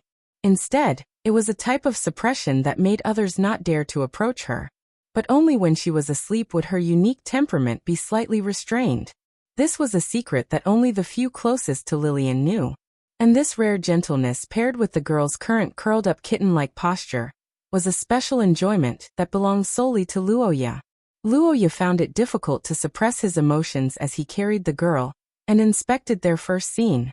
However, the black-haired, purple-eyed girl was already at her limits. Lillian had no experience at all. After a night of hard work and taking Luoya to take a bath, she was still fine when she was panicking. But after she calmed down, the pain and exhaustion in her body were completely unbearable. Isn't it because you're too? Forget about it. Luoya's plan to peek at Lillian's sleeping face began during this period of time, and continued to this day. Of course, part of the reason was that Lillian's face was so beautiful that no one would ever get tired of looking at her. But more than that, it was because Luoya was astonished and amazed. Lillian was intelligent, powerful, and managed her own faction by herself. She didn't need Luoya's help at all. Luoya even subconsciously paid attention to his manners in front of Lillian, and didn't dare to act rashly. Occasionally, the black-haired boy would have a vague worry. He felt that if his power surpassed Lillian's in the future, perhaps the love and care he received from Lillian would disappear, and their relationship would gradually weaken. After all, for someone who loved her younger brother, when her younger brother didn't need her care anymore, her younger brother's personality would automatically disappear. The strong love in his heart couldn't be quelled, and Luoya didn't dare to disturb the sleeping girl. Helpless, the black-haired boy could only accompany her to sleep while observing the entire room. 10 cities, this source substance of the Aikman's kingdom, seemed to have undergone a qualitative change after Lillian leveled up to Origin Grade 2. Now not only could the girl protect herself with the city, She could even freely use the rooms in the 10 cities, whether it was this bedroom or the bathroom. It's getting more and more ridiculous. In the ancient times, the 10 cities gathered the wisdom and hope of mankind. The power of the curse item in the 10 cities was far beyond people's imagination. If Luoya guessed correctly, no one in the history of Aikman should have truly controlled these ultimate weapons. After all, if they did, with the nature of the Austin Empire, they would have gone to war long ago. Feeling the great potential of the girl, Luoya couldn't help but sigh slightly. Once again, he experienced Lillian's extraordinary talent. However, the boy didn't have any jealousy about it. For the girl who was about to go to the front line, every increase in strength represented an increase in safety. From this perspective, Luoya couldn't wait for Lillian to level up to Origin Grade 1. Thinking of the fallen people wandering in the foggy town at this time, Luoya's expression couldn't help but become serious. His golden pupils were particularly dignified, and it lasted for a long time before slowly calming down. Overall, Lillian didn't sleep for long. For the matter of Lillian waking up from her sleep so quickly, Luoya initially thought it was because the two of them were in a bad environment. After all, there might be enemies outside the 10 cities. But before the boy could say anything to comfort her, he saw the sweet smile on the girl's face.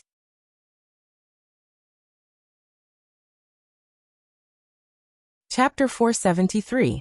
To the current Luoya, what was the most intolerable thing? Hitting me you can. Hitting my wife you can't. Hitting me you can't. Hitting my wife you can't. I'm happy that you want to avenge me, but strictly speaking, I should be the one protecting you, right? This is the Academy's rule. The black-haired young man recalled the battle with the collector, and a look of self-blame appeared on his face. Seeing Luoya like this, Lillian pondered for a moment, held the young man's hand, and spoke softly. Indeed. He remembered it in 1 second.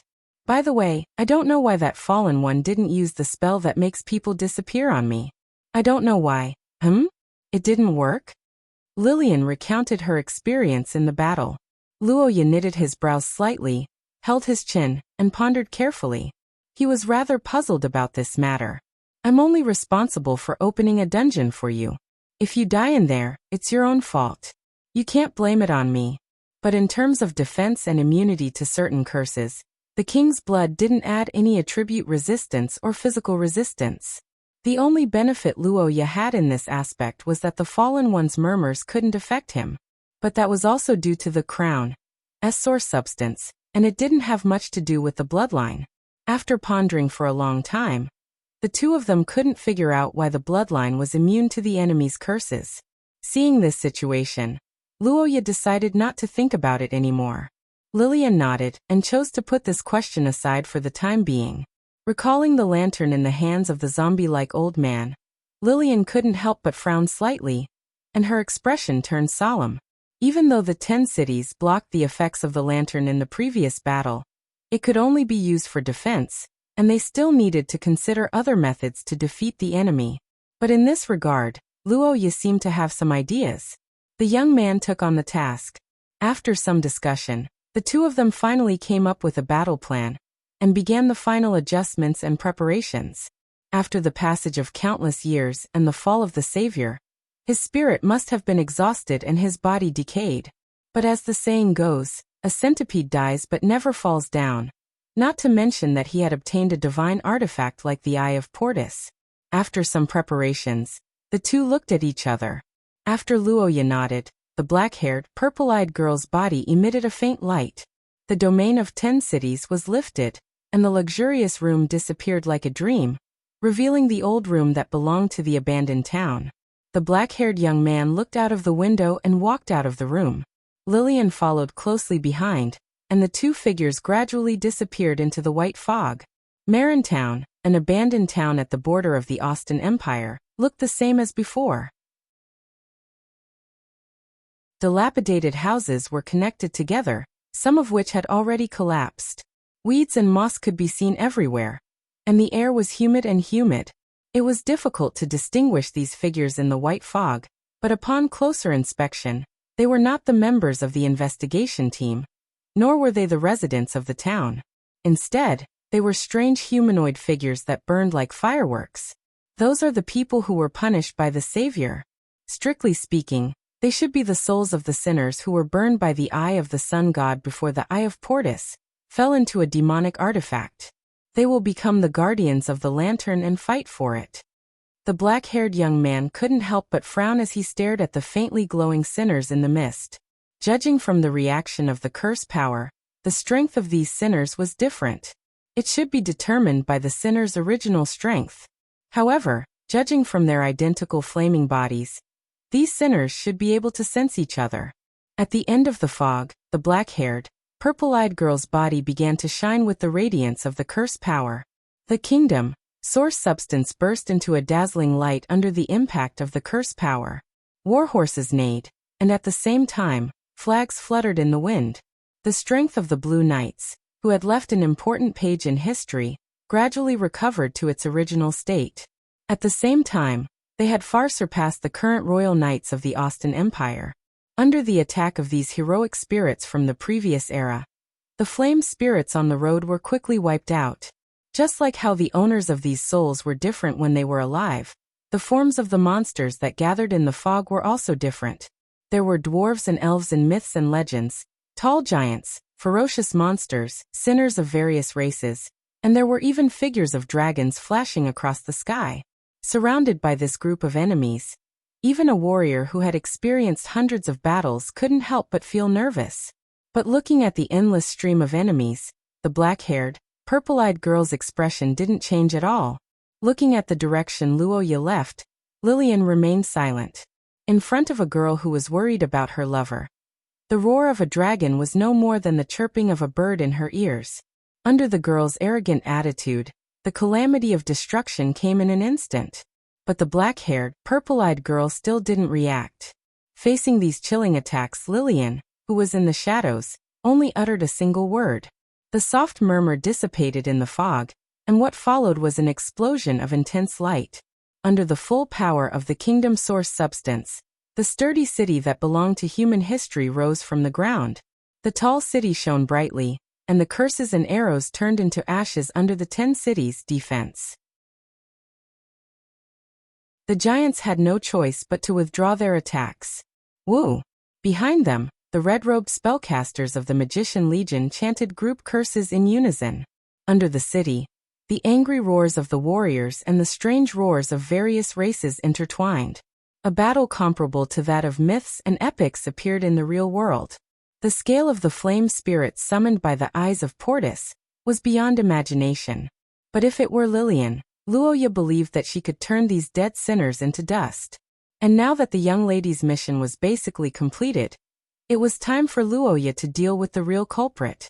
Lillian's strength was more dominant, and the endless stream of elite troops under her were daunting. The strength of the warriors also grew along with the young lady's level. Coupled with the defensive power of the 10 cities, she could effortlessly defeat opponents weaker or on par with her. But against powerful enemies, she would need to expend a lot of energy in a battle of attrition. Therefore, Luoya and Lillian adopted a clear division of labor and divided the enemy's strength into two.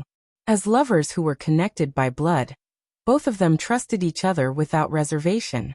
In a battle of life and death, there was no need to care about the means. This was Luoya's principle all along, and it was even more so for the fallen. With the cover of the buildings and the witches' curses, Luoya shortened the charging distance bit by bit. When both sides were less than 100 meters apart, the Grand Priest of the Savior from thousands of years ago turned his rotten gaze to the black-haired young man for the first time. Among all the members of the investigation team, Luoya was the only one who could make the Grand Priest's emotions fluctuate. The ancient Grand Priest hated this young man who was filled with the aura of the Mother Goddess. This was something that was engraved in his mind thousands of years ago. Therefore, the moment he saw Luoya approaching, he reflexively raised the sacred weapon in his hand. When the skinny arm picked up the lantern that once brought peace and tranquility to the world, a malicious smile appeared on the old man's face. He didn't hide his ridicule of Luoya's stupidity. After all, in his opinion, no matter how fast the young man was, he couldn't be compared to the light shining from the lantern. But what surprised him was that at this moment, the black-haired young man's face wasn't filled with despair, but a similar mocking smile. The Grand Priest was slightly taken aback when he saw that Luo Ye's expression wasn't right. He seemed to have realized something, but it was all too late. The intense light once again shot out from the ancient lantern, illuminating the world like the sun. But this time, the tempting golden light didn't shine on Luo Ye. Instead, it returned to where it came from. Boom!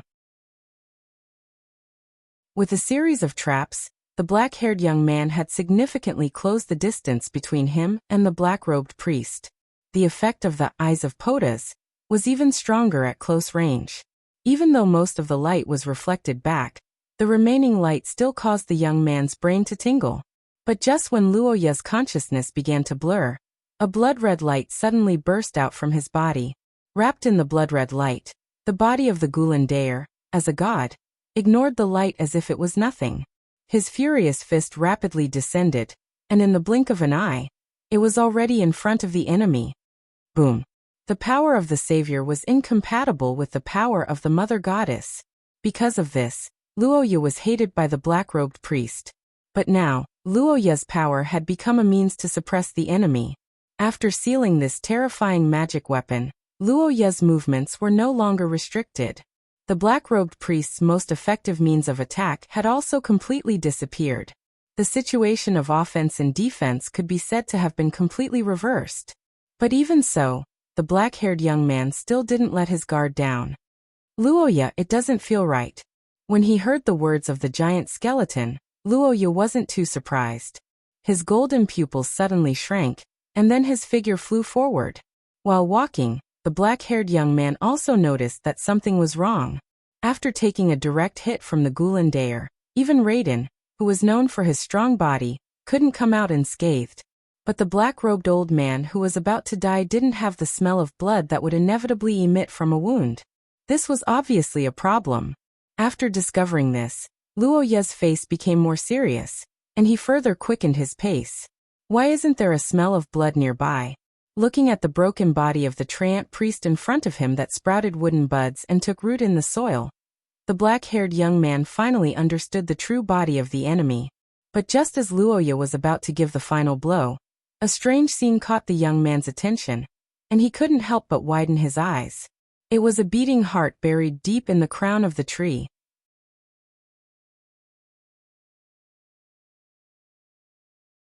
Chapter 474. In the depths of the fog, Luo Ye was speechless as he looked at the black-robed priest kneeling on the ground. After seeing the current state of the savior priest, one question after another was answered in the young man's heart. Why was this guy neither human nor ghost? Why was he able to survive for so many years? All of these questions were answered. Before the savior fell, one of his divinities was the sun god. This didn't matter to other races, but for the Ents who relied on the sun to survive, it was natural for them to follow the savior since they relied on the sun to survive. The enemy's true form was unexpected, but it didn't cause Luo Ye's emotions to fluctuate too much. What really surprised the youth wasn't this discovery, but in the center of the constantly expanding tree, there was something that didn't fit in with the surrounding branches. From the size and shape, it was probably a human heart. A strange roar similar to a scream came from the old man who had transformed into a giant tree. Countless branches intertwined with each other, causing the branches of the Ent to become thicker and stronger. The enemy was constantly recovering, which was very unfavorable for Luo Ye, but the black-haired youth was indifferent to it. It was an unspeakable sixth sense, as if there was a line in his body that was connected to the strange heart. When he felt this feeling, Luo Ye thought that he was under some kind of curse, but it turned out that there was nothing wrong with the youth's body, and the strange heart was quickly covered up by the enemy. So that's how it is, you can pretend to be a human because of that heart. It was common knowledge that the Ents were difficult to move and had a tall stature, but in the mountains of Akot territory, the Ents who were once members of the Twilight Sage Association once said that in ancient times, some fallen Ents could use some kind of special curse to walk freely in the world. That was the origin of this heart.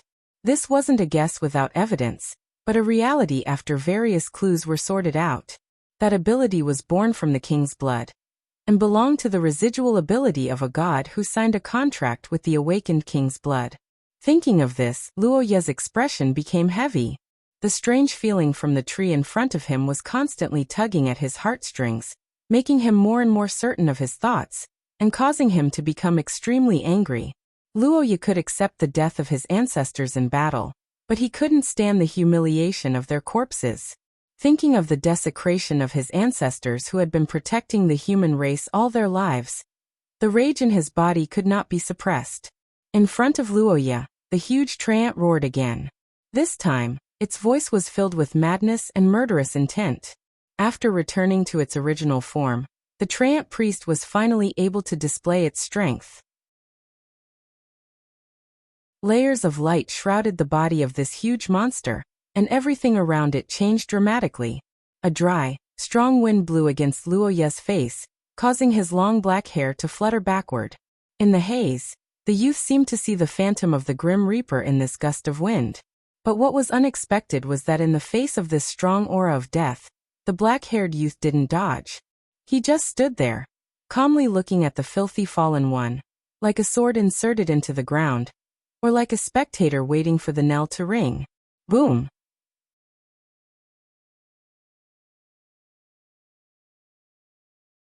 Chapter 475. The heart had always been a magical organ in the human body. In Luoya's previous life, there were cases in the world where the recovered patients saw the original owner of the heart in their dreams after the heart transplant surgery. There were also many patients whose living habits changed to the original owners after the heart transplant surgery. In Shia, the heart was considered to be one of the organs that stored the soul. It was also the organ with the highest degree of mutation for transcended and mythical creatures. Therefore, it was often used as a curse vessel material in ancient times. In fact, the demon's heart was also one of the best curse vessel materials. Looking at the heart emitting light under the curse power in front of him, Luoya's expression was slightly heavy. He sorted out his thoughts and slowly told the black-haired girl with purple pupils next to him about the new information he collected, which was the ancient god's curse used by the ancestors of the ALD family. I see, that's great. Lillian put her hand on her chest and felt a little relieved, but then she raised her head with some doubts, looked at Luoya, and asked for specific information. 1 second. Remember, the black-haired girl with purple pupils said so with a puzzled expression. Although the space curse was an absolutely rare skill in Shia, due to the stability of Shia's world, there were huge restrictions in itself. One of them was that the traces could not be erased. In the face of the rules of this world, even the gods should be helpless, but the reality was not the case. Putting Lillian's side aside, Luoya's team had neither the enemy nor the traces of space distortion at that time. This was obviously not in line with the rules set by Shia. Paul Ackerman was the only survivor of the enemy. But unlike the others, Paul turned into an old man. This situation can be said to be like a crane in a flock of chickens. But after understanding the composition of the curse, Rojas suddenly realized something. Jumpin' Grant. The black-haired boy realized that Shia, who did not have the concept of a fertilized egg, could not describe this specific situation. He could only look at Lillian's abdomen and pointed back and forth between the two. The black-haired girl with purple pupils was stunned for a moment. Then her cheeks immediately blushed. In the beginning, you mean before they grow up, right? Upon hearing Lillian's words, Luoya hastily coughed and brought the topic back on track. The black-haired young man shook his head slightly, obviously not optimistic about the effect of this skill. It was useless against powerful enemies, and could only be used to delay weaker enemies. Unless there were too many enemies, this skill was useless. But in response to Luoya's opinion, Lillian shook her head with a bitter smile and refuted. The black-haired, purple-eyed girl said. She was a little helpless about Luoya's lack of common sense. The boy couldn't help but be slightly stunned when he heard this. After thinking carefully, he remembered that the source of the curse techniques he had been exposed to all this time was indeed somewhat problematic. I've already understood the theory behind the curse, but the way to dispel it is.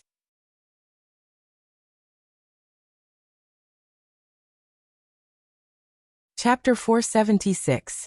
The Ald clan was a clan that was buried deep in history. as the shadow eagle that united the human empire in the Second Era. Not to mention the records of this clan, even their existence was not known to anyone. Because of this, Luoya had always known very little about the enemies of his ancestors. However, the young man never expected that this time, Luoya accidentally learned some information buried deep in history through this heart. According to the family meeting in the second memory, the Auld family, or the human world they protected, should have encountered some trouble. And there was more than one trouble. The result was that they were divided into multiple battles. Veronica stayed in the family because she was pregnant and gave birth to a child. As a result, she was attacked by the enemy and finally died to protect her people. For a family, anything could be obtained quickly. Wealth, territory, an army were not impossible to have these in a short period of time. It was even more so for the Auld family. However, the only thing that couldn't be obtained was the population.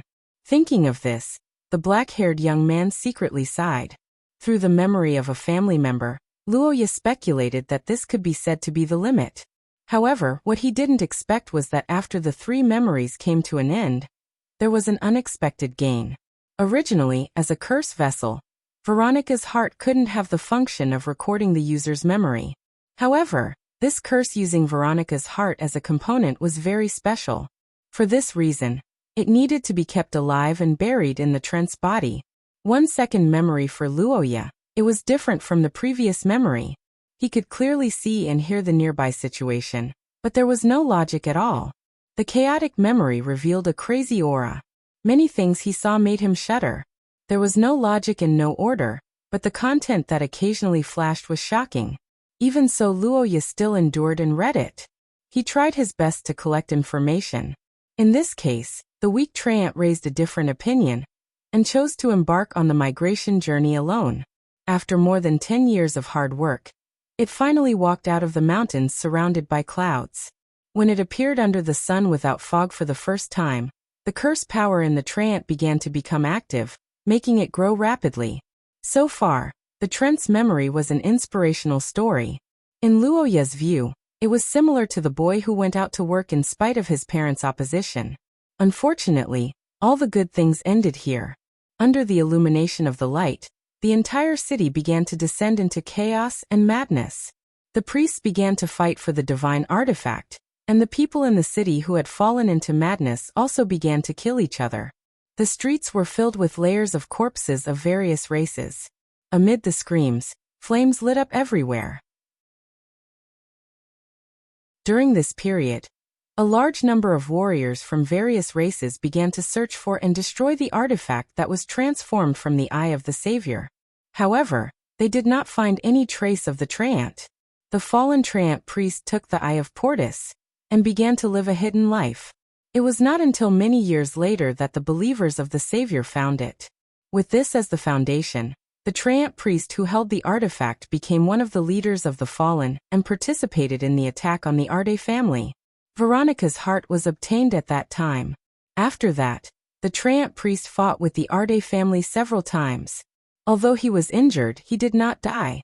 In a dim room with almost no light source, the fallen Treant hid in the darkness.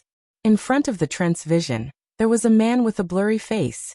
The moment Luoya saw the man, he could not help but feel emotional because this man was the collector that he once fought with. I finally gathered all of it. As long as I get that part, the damn seal of the Arde family can no longer stop me. Hee Orchid, don't be excited. I don't lack your heart. What I lack is the other parts. It doesn't matter. The bloodline of that family still exists. We still have a chance. Yes, this was the most valuable thing that Luoya found in the fragmented memory of the fallen Treant while enduring the torture. Although it was only a scene and a few short sentences, the amount of information contained shocked the black-haired young man. Although Shia also had the tradition of collecting the enemy's bones to show her strength in the past, it obviously did not include the internal organs. The collector himself had already stated his purpose. It was the so-called seal of the Arde family.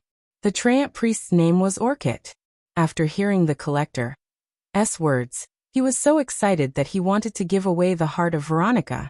As a curse vessel that had been used to transform into a human for a long time, and could suppress the madness of the trance, This heart was obviously not something that the Treant could easily give away. In fact, during the battle with Luoya, he had been protecting this heart. With the solution of this puzzle, whether it was the Arde family or the Akhat family, the reason why the believers of the Savior targeted them for a long time was clear. Because of the attacks of various races and the existence of the seal, the fallen had never been able to awaken the Savior. However, in the late Second Era, the Savior's temporary awakening created an opportunity for his believers. But when the believers wanted to awaken him completely, they found that except for the awakened bloodline of the Arde family, no one could enter the enchantment of hibernation. I'm afraid that this is the last piece of the puzzle that is mixed with blood and hatred. In other words, the Collector will definitely launch another attack on us in the next period of time. Whether it's Senior or I, we must not lose. An invisible pressure shrouded the two of them. Even Lillian, who had always been calm, frowned. In the past, the two of them only hated cults, but now, they were in a state where they would not rest until the fallen were dead. The black-haired girl with purple eyes looked at Luoya, who was thinking about something, for a long time. She frowned as she recalled the young man's words. Lillian knew these things, so how could Luoya, who was quick-witted, not think of it? Then why did he say that to induce the girl to adopt defensive tactics?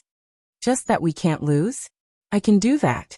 After all, the performance of the 10 cities is excellent in terms of defense, but I can't let my beloved fight while I'm in a safe place.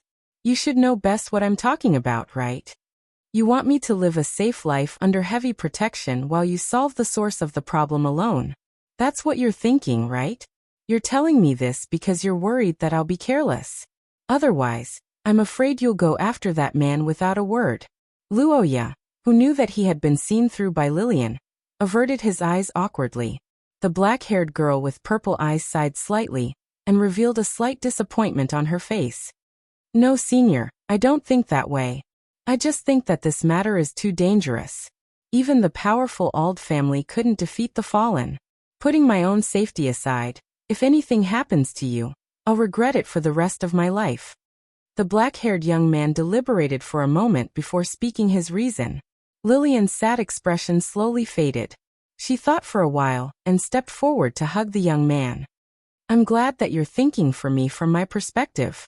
But just like you said, this matter is very dangerous. If anything happens to you, I'll regret it for the rest of my life. If anything happens to you, I'm afraid I'll never be able to forgive myself. I'll live in sorrow and regret every day. What's the point of living in such a life that's worse than death? Besides, even if I'm not a member of the Akhat family, this matter is closely related to me. The black-haired girl with purple eyes said so solemnly.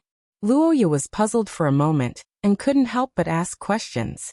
Lillian blushed slightly and said softly, although it won't be possible in the next few years, T will have a baby sooner or later. I'm the baby's mother. How can I let others target his life? If it was about her, even if the other party had murderous intentions, Lillian wouldn't feel anything and would just kill the other party calmly. But this time, when it came to the possibility of her future with Luoya being targeted, the young girl's heart fluctuated and even felt a little angry. But a baby? Although it's a beautiful dream, but it'll probably be a long time in the future. The young man with such thoughts sighed at the distant future and reached out to hug the young girl in his arms. However, Luoya didn't know that everything had already been settled.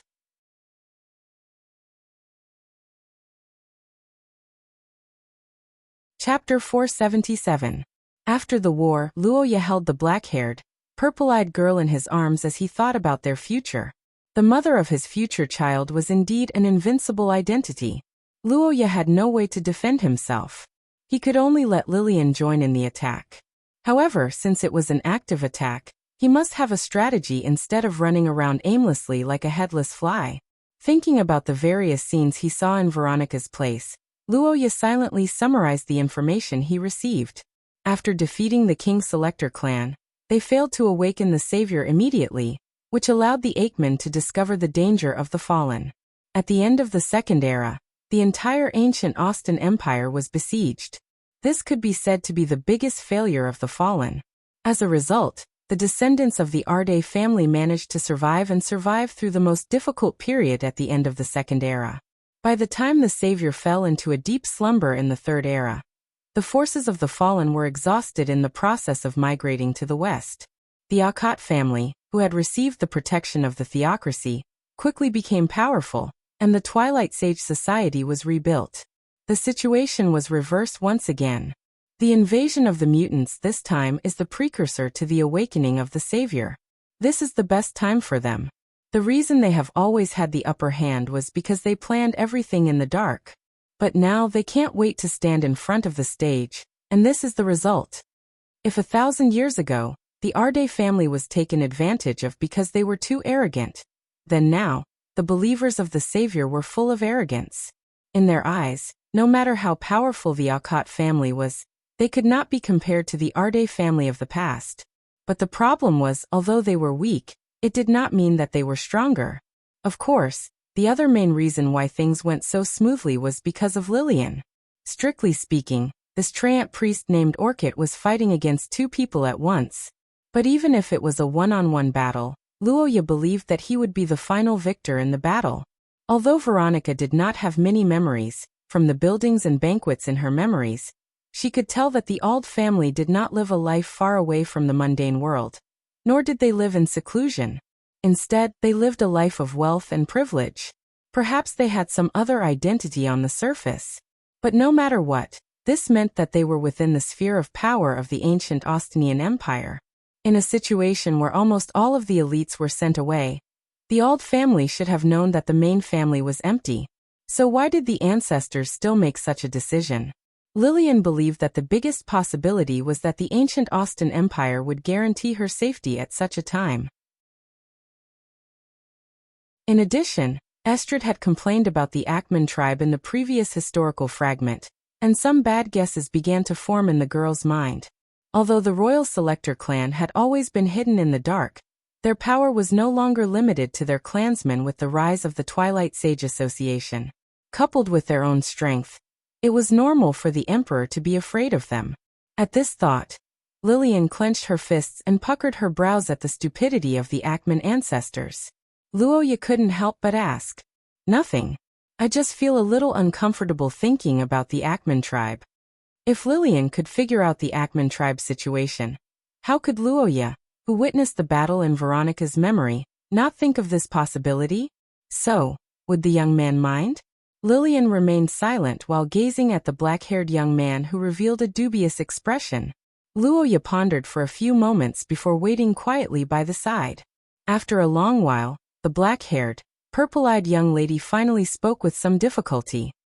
Yes, I can more or less tell. In that battle, the reinforcements from the outside world didn't arrive. This was undoubtedly abnormal.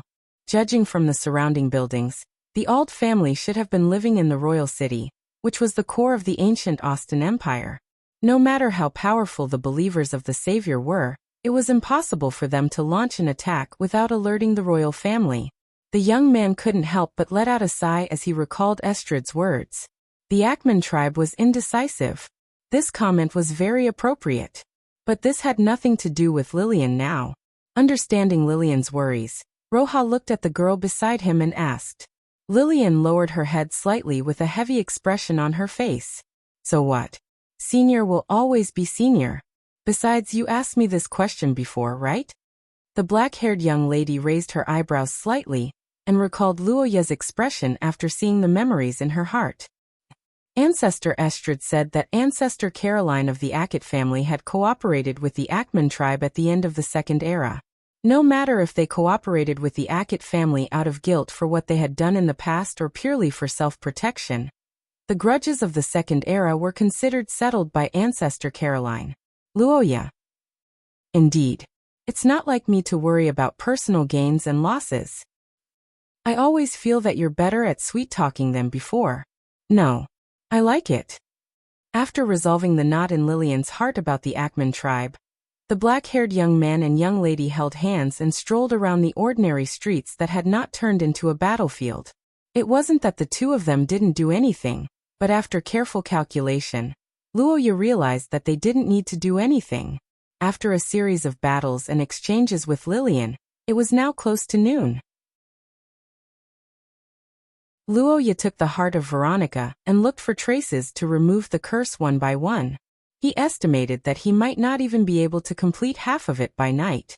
Instead of wasting his energy, he might as well just wait. After this journey, Lillian would meet up with the troops and follow the Austin Empire's marching route directly to the front lines, while Luoya would return to St. Freya Academy to continue investigating the traces of the 6 disasters. While increasing his strength through the members of Rosette Dawn, he would use the forces of various countries to search for the fallen, led by the Collector. But no matter what, this abandoned town in the mountains would be the last stop before the two of them parted. There was no doubt about this, and the two of them treasured this last time alone, and didn't want to be disturbed by others. As for the Eyes of Portis, Luoya used the power of the touch of frozen earth to completely freeze it and handed it over to the witch queen who was most familiar with curses to look after. First of all, this was Luoya's spoils of war, and according to the rules of St. Freya Academy, he didn't have to hand it over. Second, even if he handed it over, the Academy wouldn't be able to do anything about it. Lastly, and also the thing that worried Luoya the most, was that St. Freya Academy had too many people, and the scholars were the representatives of strange ideas. Maybe someone would do something that would cause a big accident. After the thick white fog dispersed, the border of the Austin Empire revealed its unique scenery. Under the noon sun, a brilliant rainbow streaked across the sky full of water vapor, making the two who saw this beautiful scenery feel a lot better. At the same time, they also felt a lot of emotions. I'm sorry, Senior. As a place with unique commemorative meaning, this place is a little shabby. The black-haired, purple-eyed girl blushed as she said this. She already had the intention to keep this bedroom as a permanent memory. On the other hand, Luoya remembered that the girl mentioned the problem of children. Yes, she did say that. The enhanced version of the king's blood? It feels a little scary. I can't imagine how strong it will be. Looking at the young man beside her, Lillian pondered for a moment and said so. She lowered her head, placed her hand on her lower abdomen, and whispered softly, "So beautiful." Previously, Luoya had thought that if he was born with Lillian in the Akot family, he might be spoiled by this elder sister who doted on him. But fortunately, that situation didn't happen. But now, Luoya felt that his child had a chance to experience such a big gift. The black-haired young man said, and discussed the issue of bloodlines and source substances with Lillian. Then they chatted about many other topics. Looking at this situation, Luoya and Lillian looked at each other and slowly separated with some regret. Then they searched for a group of recovered members together. On the other hand, due to the panicked appearance before they disappeared, everyone was making loud noises. The entire town was filled with ghostly screams, and after hearing the noises, most of the people were found. But what made Luoya a little speechless was that many of these high-level scholars were so frightened that they even attacked him. Are they crazy? Is that so? Witnessing the situation of the first group, the black-haired young man naturally thought of his second group, and couldn't help but feel a little nervous. If he remembered correctly, Juliana and Selena should have also been shown by the lantern. The worried young man waited silently until it was late into the night. 2 familiar curses appeared at the edge of the town, and were immediately found by Luoya. Big brother Luoya? Luoya, who discovered this, was startled. He hurriedly checked the condition of the two, and found that it seemed to be a natural reaction after the mental shock. Similarly, after being shown by the Eye of Portis, some of the high-level transcendents in the first group went crazy, but the 2 members of Rosette Dawn were fine. Looking at this scene, Luoya couldn't help but sigh at the importance of willpower, and was completely relieved. And as all the members were found, the time to leave was about to arrive.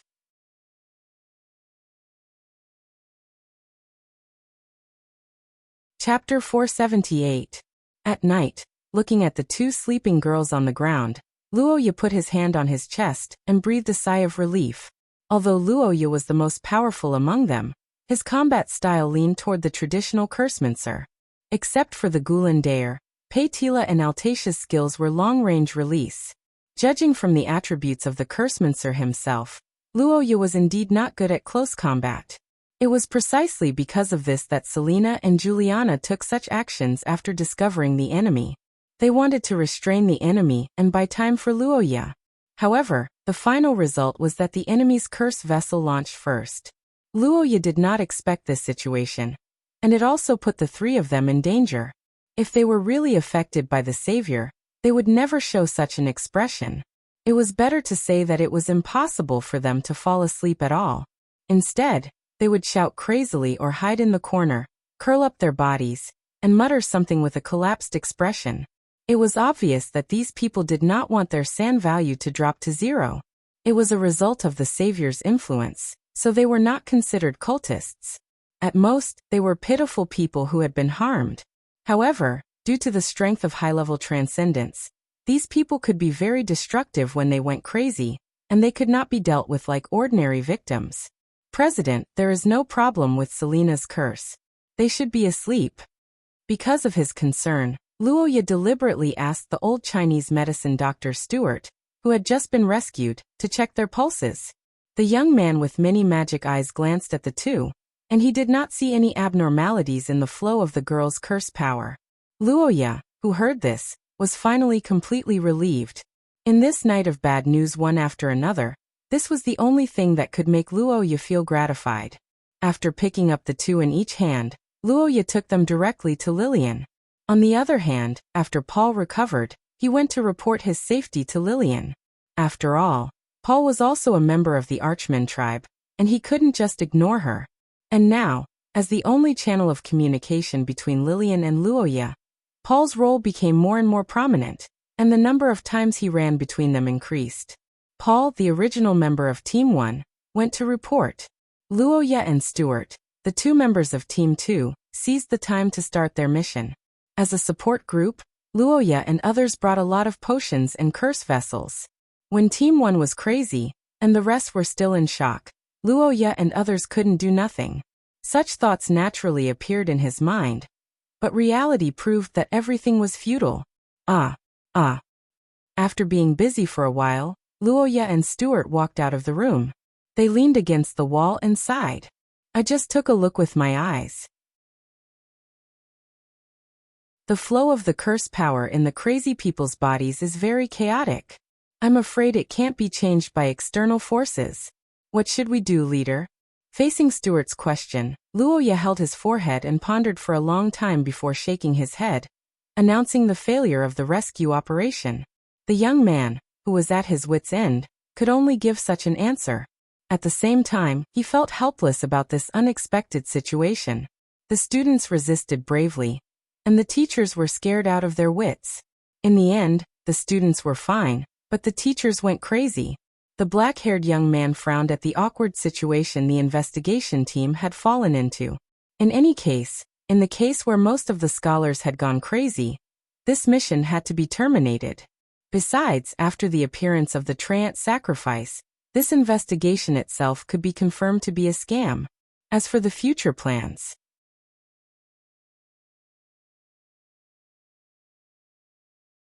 Chapter 479. Parting. This was a word that Luoya Akkad wasn't unfamiliar with. Luoya had experienced parting with Ka Dia repeatedly since he was a child, so he should be more resistant to such scenes. But this time, the parting with Lillian left him feeling a little uncomfortable, especially when he recalled the blurry memories when he was unconscious. As the first young lady to have intimate contact with Luoya, it would be a lie to say that the young man didn't feel anything special. As a man, his sense of responsibility and desire to protect made him unwilling to part with Lillian. But his rationality drove him to act according to his previous plan. After the young lady's many manipulations, the relationship between Luoya and Lillian was more or less cleared up. Emperor Luoya wouldn't be able to find any clues anymore. And after agreeing to hand Lillian over, no matter what the Austin Empire's attitude was, Luoya wouldn't take the initiative to stir up trouble again. Starting from the border of the Austin Empire, Luoya toured the towns along the way, heading toward the heart of the largest human country in Xia. He avoided the route between the country of scholars and the border of the Austin Empire. Not only did the meticulous young man avoid the route, but he also changed his appearance. He changed his attire to that of a merchant's employee, which could be said to be quite common in summer. Remember, don't ask. Jinkula is enough. The fertilizer is mixed with Jinkula. 1 bag is worth 2 bags. What are the benefits of Jinkula? I'll give it to whoever gets it right. Recalling the funny things of the past, the black-haired young man shook his head and continued on his way. This year, the Austin Empire was considered to have good weather, so the curse fertilizer was selling well. In autumn, the convoys of various merchants' fleets would be out in full force to resell food and daily necessities between the towns and villages. Of course, during this relaxing time, Luoya wasn't just having fun. In fact, the young man had been paying attention to whether there were any pursuers behind him, as well as guarding against possible enemies. But what disappointed the young man was that the enemies didn't take the bait easily. As a matter of fact, apart from a few fools who saw him alone and tried to rob him, Luoya didn't encounter any accidents along the way. As the saying went, one had to complete the act. This time Luoya followed Lillian's tail. Not only did he unify the caliber of the team, but he also adopted some strategies for external affairs. The timing of this team's departure was roughly the same as Lillian's. If there was a difference in timing, the first party to arrive at the edge of the misty forest would be waiting in the forest's cabin.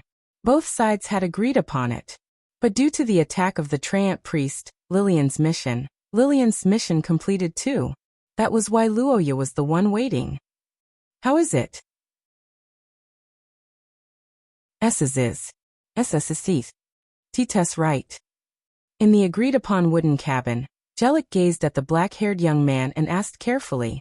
Upon looking at his expression, Luoya couldn't help but reveal a strange expression. Minister, you've underestimated the impact of this incident. The St. Freya Academy's team was attacked by the cultists. This is huge news. Not to mention the mission. Even the graduates have probably heard of this explosive news. Well, Minister, although it's a little offensive to say this, not everyone is like you, who has been targeted by the cultists since young. Normally speaking, the cultists wouldn't touch the St. Freya Academy's team. This attack is a once-in-100 years event. Even the higher-ups of the human race who were in a meeting were alerted. After hearing Jellic's explanation, Luoya couldn't help but reveal a surprised expression. But as Jellic explained, the young man realized that his common sense was indeed wrong. After understanding this, Luoya began to listen in detail to the information collected by Jellic. Only then did he know how big this incident was. The first was Dean Antonio. As a survivor of the Leinster tragedy hundreds of years ago, the old man did not hesitate to take over the responsibility of investigating the incident, and called for all countries to eliminate the cultists. As Lillian's home country, the Austin Empire also immediately expressed their stance to investigate the incident of the fallen, and condemned the poor performance of the Holy See in this regard. Under this general trend, the resolution to clean up the internal affairs was unanimously passed. Antonio's investigation team had also returned to the academy to investigate the incident. After all, the people who were being questioned were actually the ones who had been rescued. Basically, they had not participated in the battle. The question of who killed the Treant priest was brushed aside. If one were to ask in detail, they would not be able to answer at all. However, when he heard that it was an internal inquiry led by Antonio, the young man calmed down. Then it's fine. There was no need for the young man to specifically emphasize. Antonio could handle the matter well.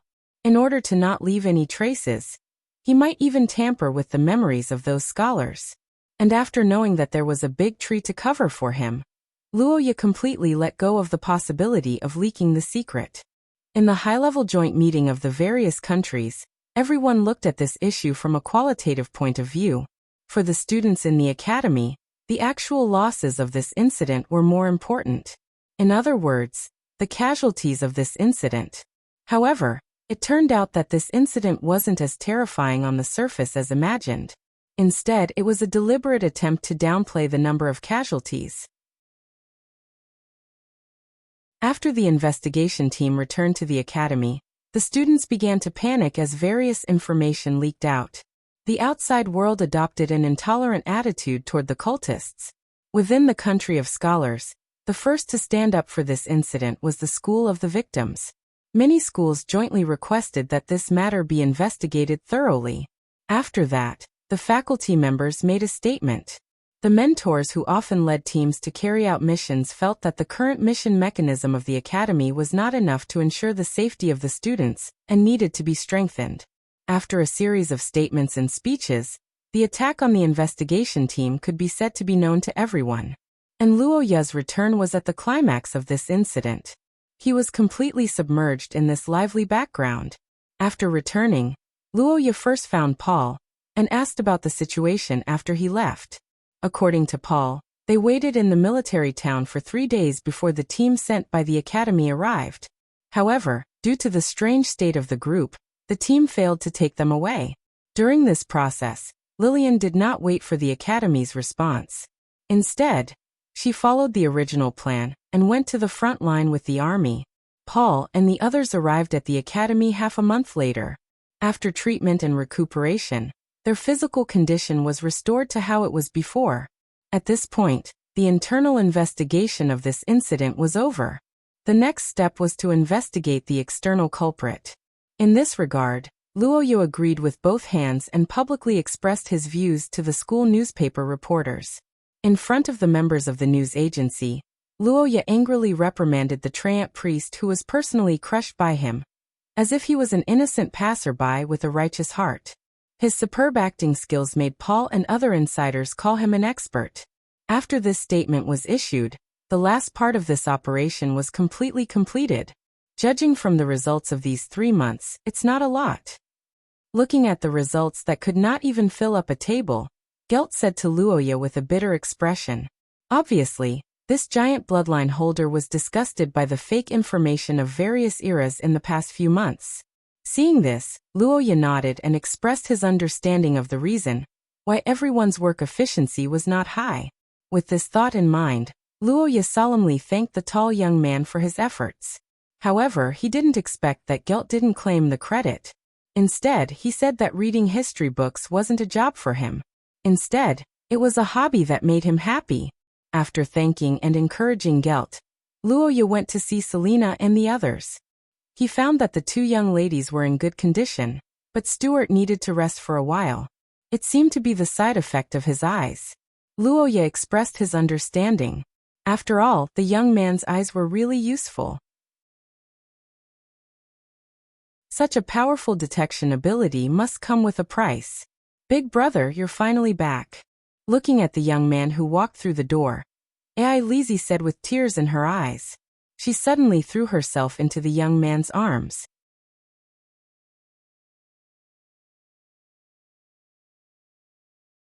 Chapter 480. In the room of Blue Hall, the silver-haired girl threw herself into Luo Ye's arms the moment she saw him. The black-haired boy couldn't help but take a step back and look at the girl in his arms in surprise. Luo Ye was about to ask, but Ai Lizzie had already begun to complain tearfully. The silver-haired girl buried her head in the boy's chest and complained while choking with sobs. Hearing this, the boy was taken aback for a moment, and then revealed a guilty expression as he recalled the promise they made before they went to school. Glancing at the members of the White Rose faction following behind the girl, Luo Ye revealed an expression as if he wanted to say something. The 2 first-year girls were taken aback. Although they were surprised to see Ai Lizzie like this, they seemed to be good at reading the situation. After exchanging glances with Luo Ye, they immediately understood and left with their heads lowered. They are your subordinates, right? They have been watching. Now that you are a ring bearer, aren't you afraid of losing your dignity? From the looks of it, the 2 children seemed to be Ai Lizzie's trusted aides, so they probably wouldn't speak carelessly. On the other hand, unlike Lillian, the relationship between Ai Lizzie and Luo Ye was well known, so there was no need to avoid it. The investigation team's matter this time was very big, which was beneficial for Luo Ye's concealment. Of course, the boy was happy to hear about it, but on the other hand, the girls who stayed behind at the academy weren't feeling well.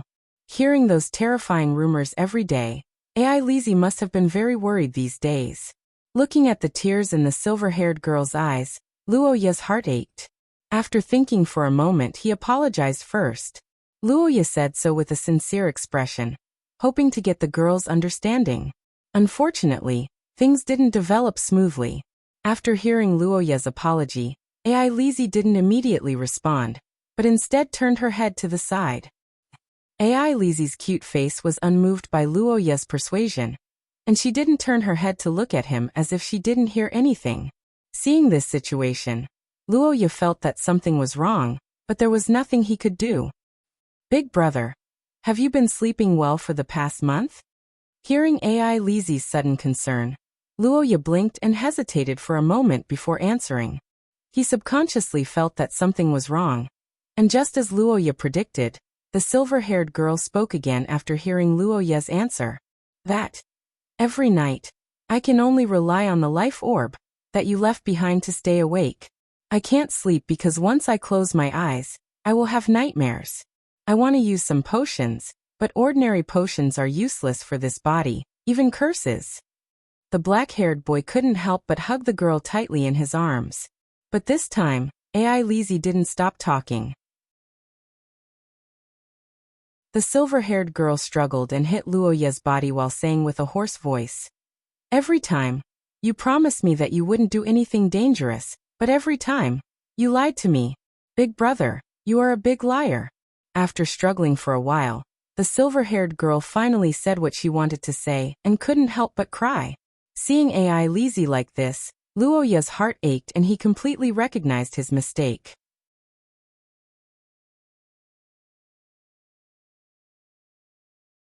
Chapter 481. In the room at night, the black-haired boy looked at AI Lizzie in front of him.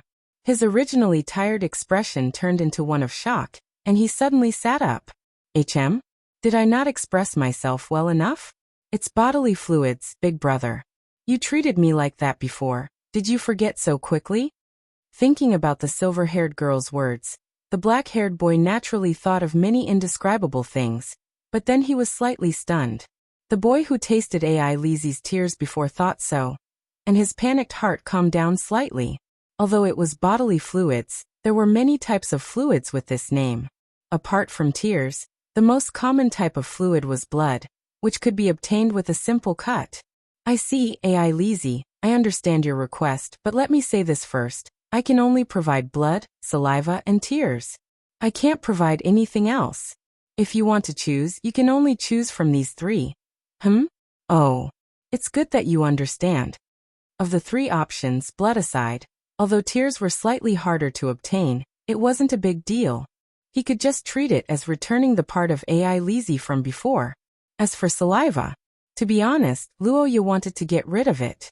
After all, AI Lizzie used alcohol to alleviate his life's exhaustion last time. After thinking of a way out, Luoya looked at the silver-haired girl with a calm smile on his face. But before he could ask, AI Lizzie had already made her choice. Is that so then? What he chose was actually blood. Could it be the result of his usual ideological education? Thinking about how AI Lizzie's choice seemed to be more distant from him than before, Luoya felt a faint sense of loss, but this sense of loss was quickly erased by Luoya. Rubbing his forehead, the black-haired boy shook his head slightly to get rid of the strange thoughts in his mind.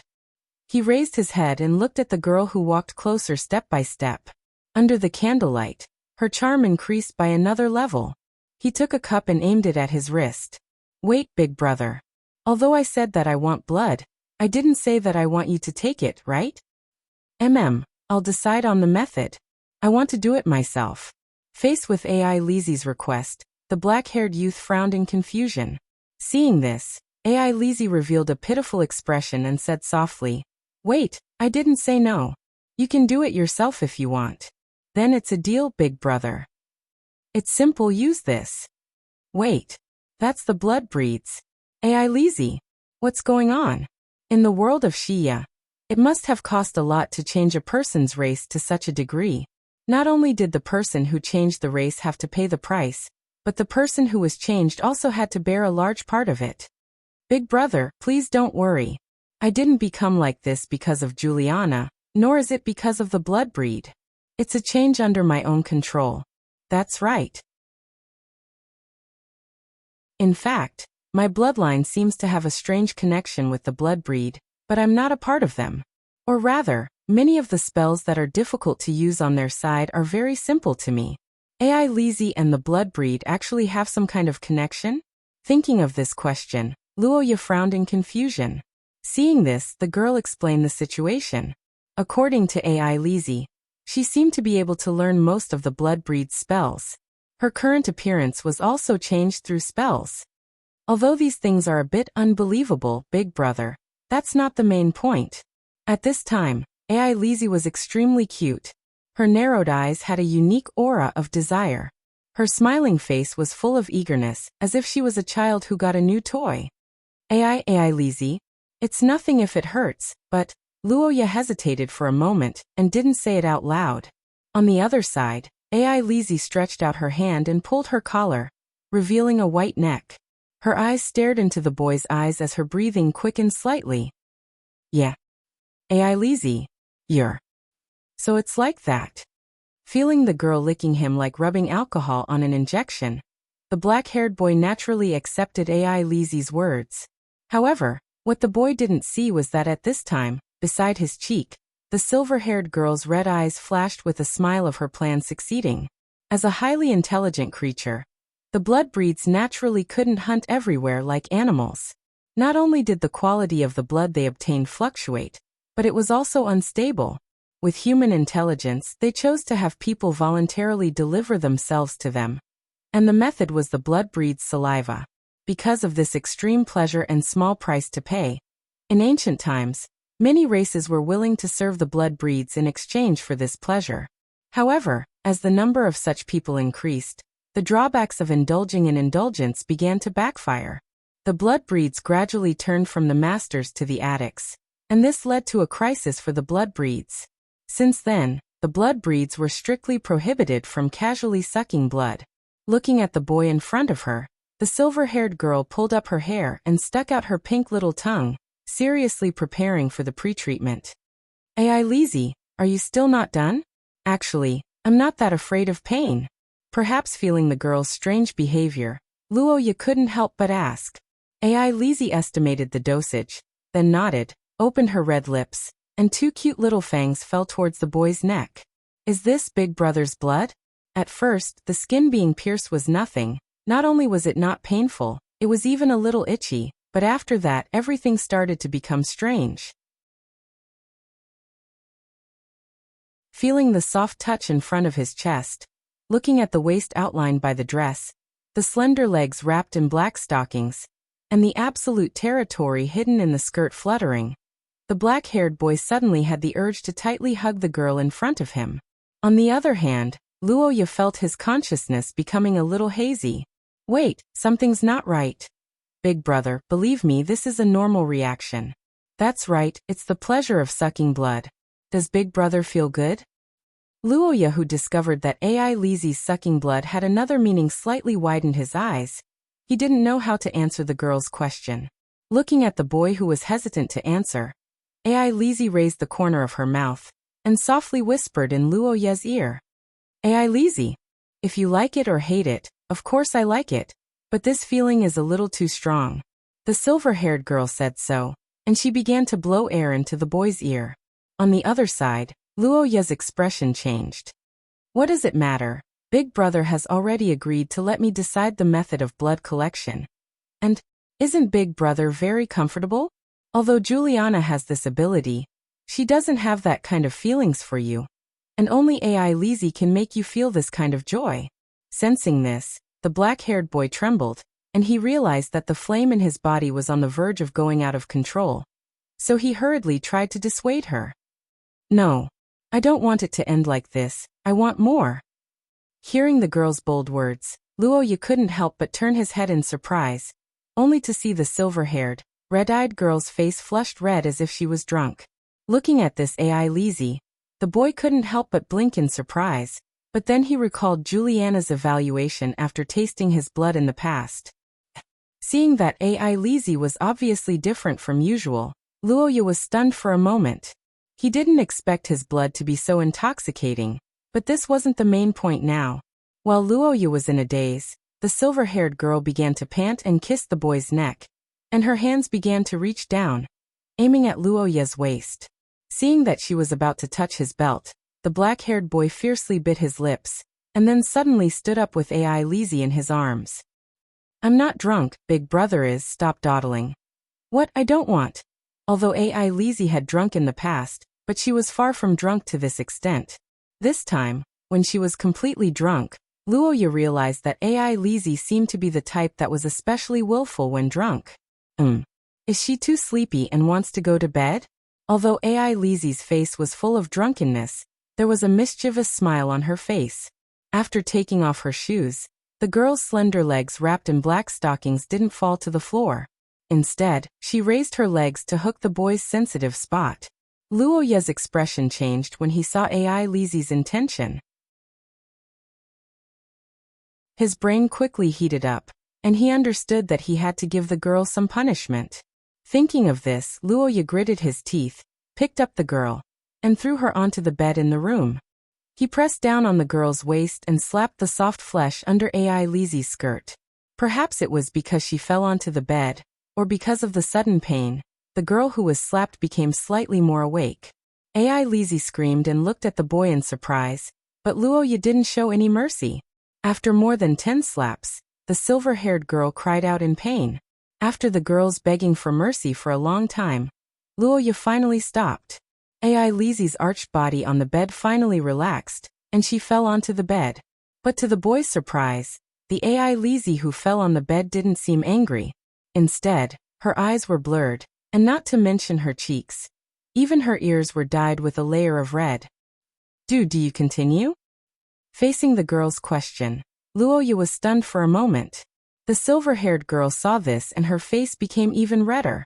She bit her lips and trembled as she propped up her legs. She looked pitiful and as if she was expecting something, she asked. The moment he heard this question, Luoya's mind went blank. Intense flames rose in his body, as if it was about to explode.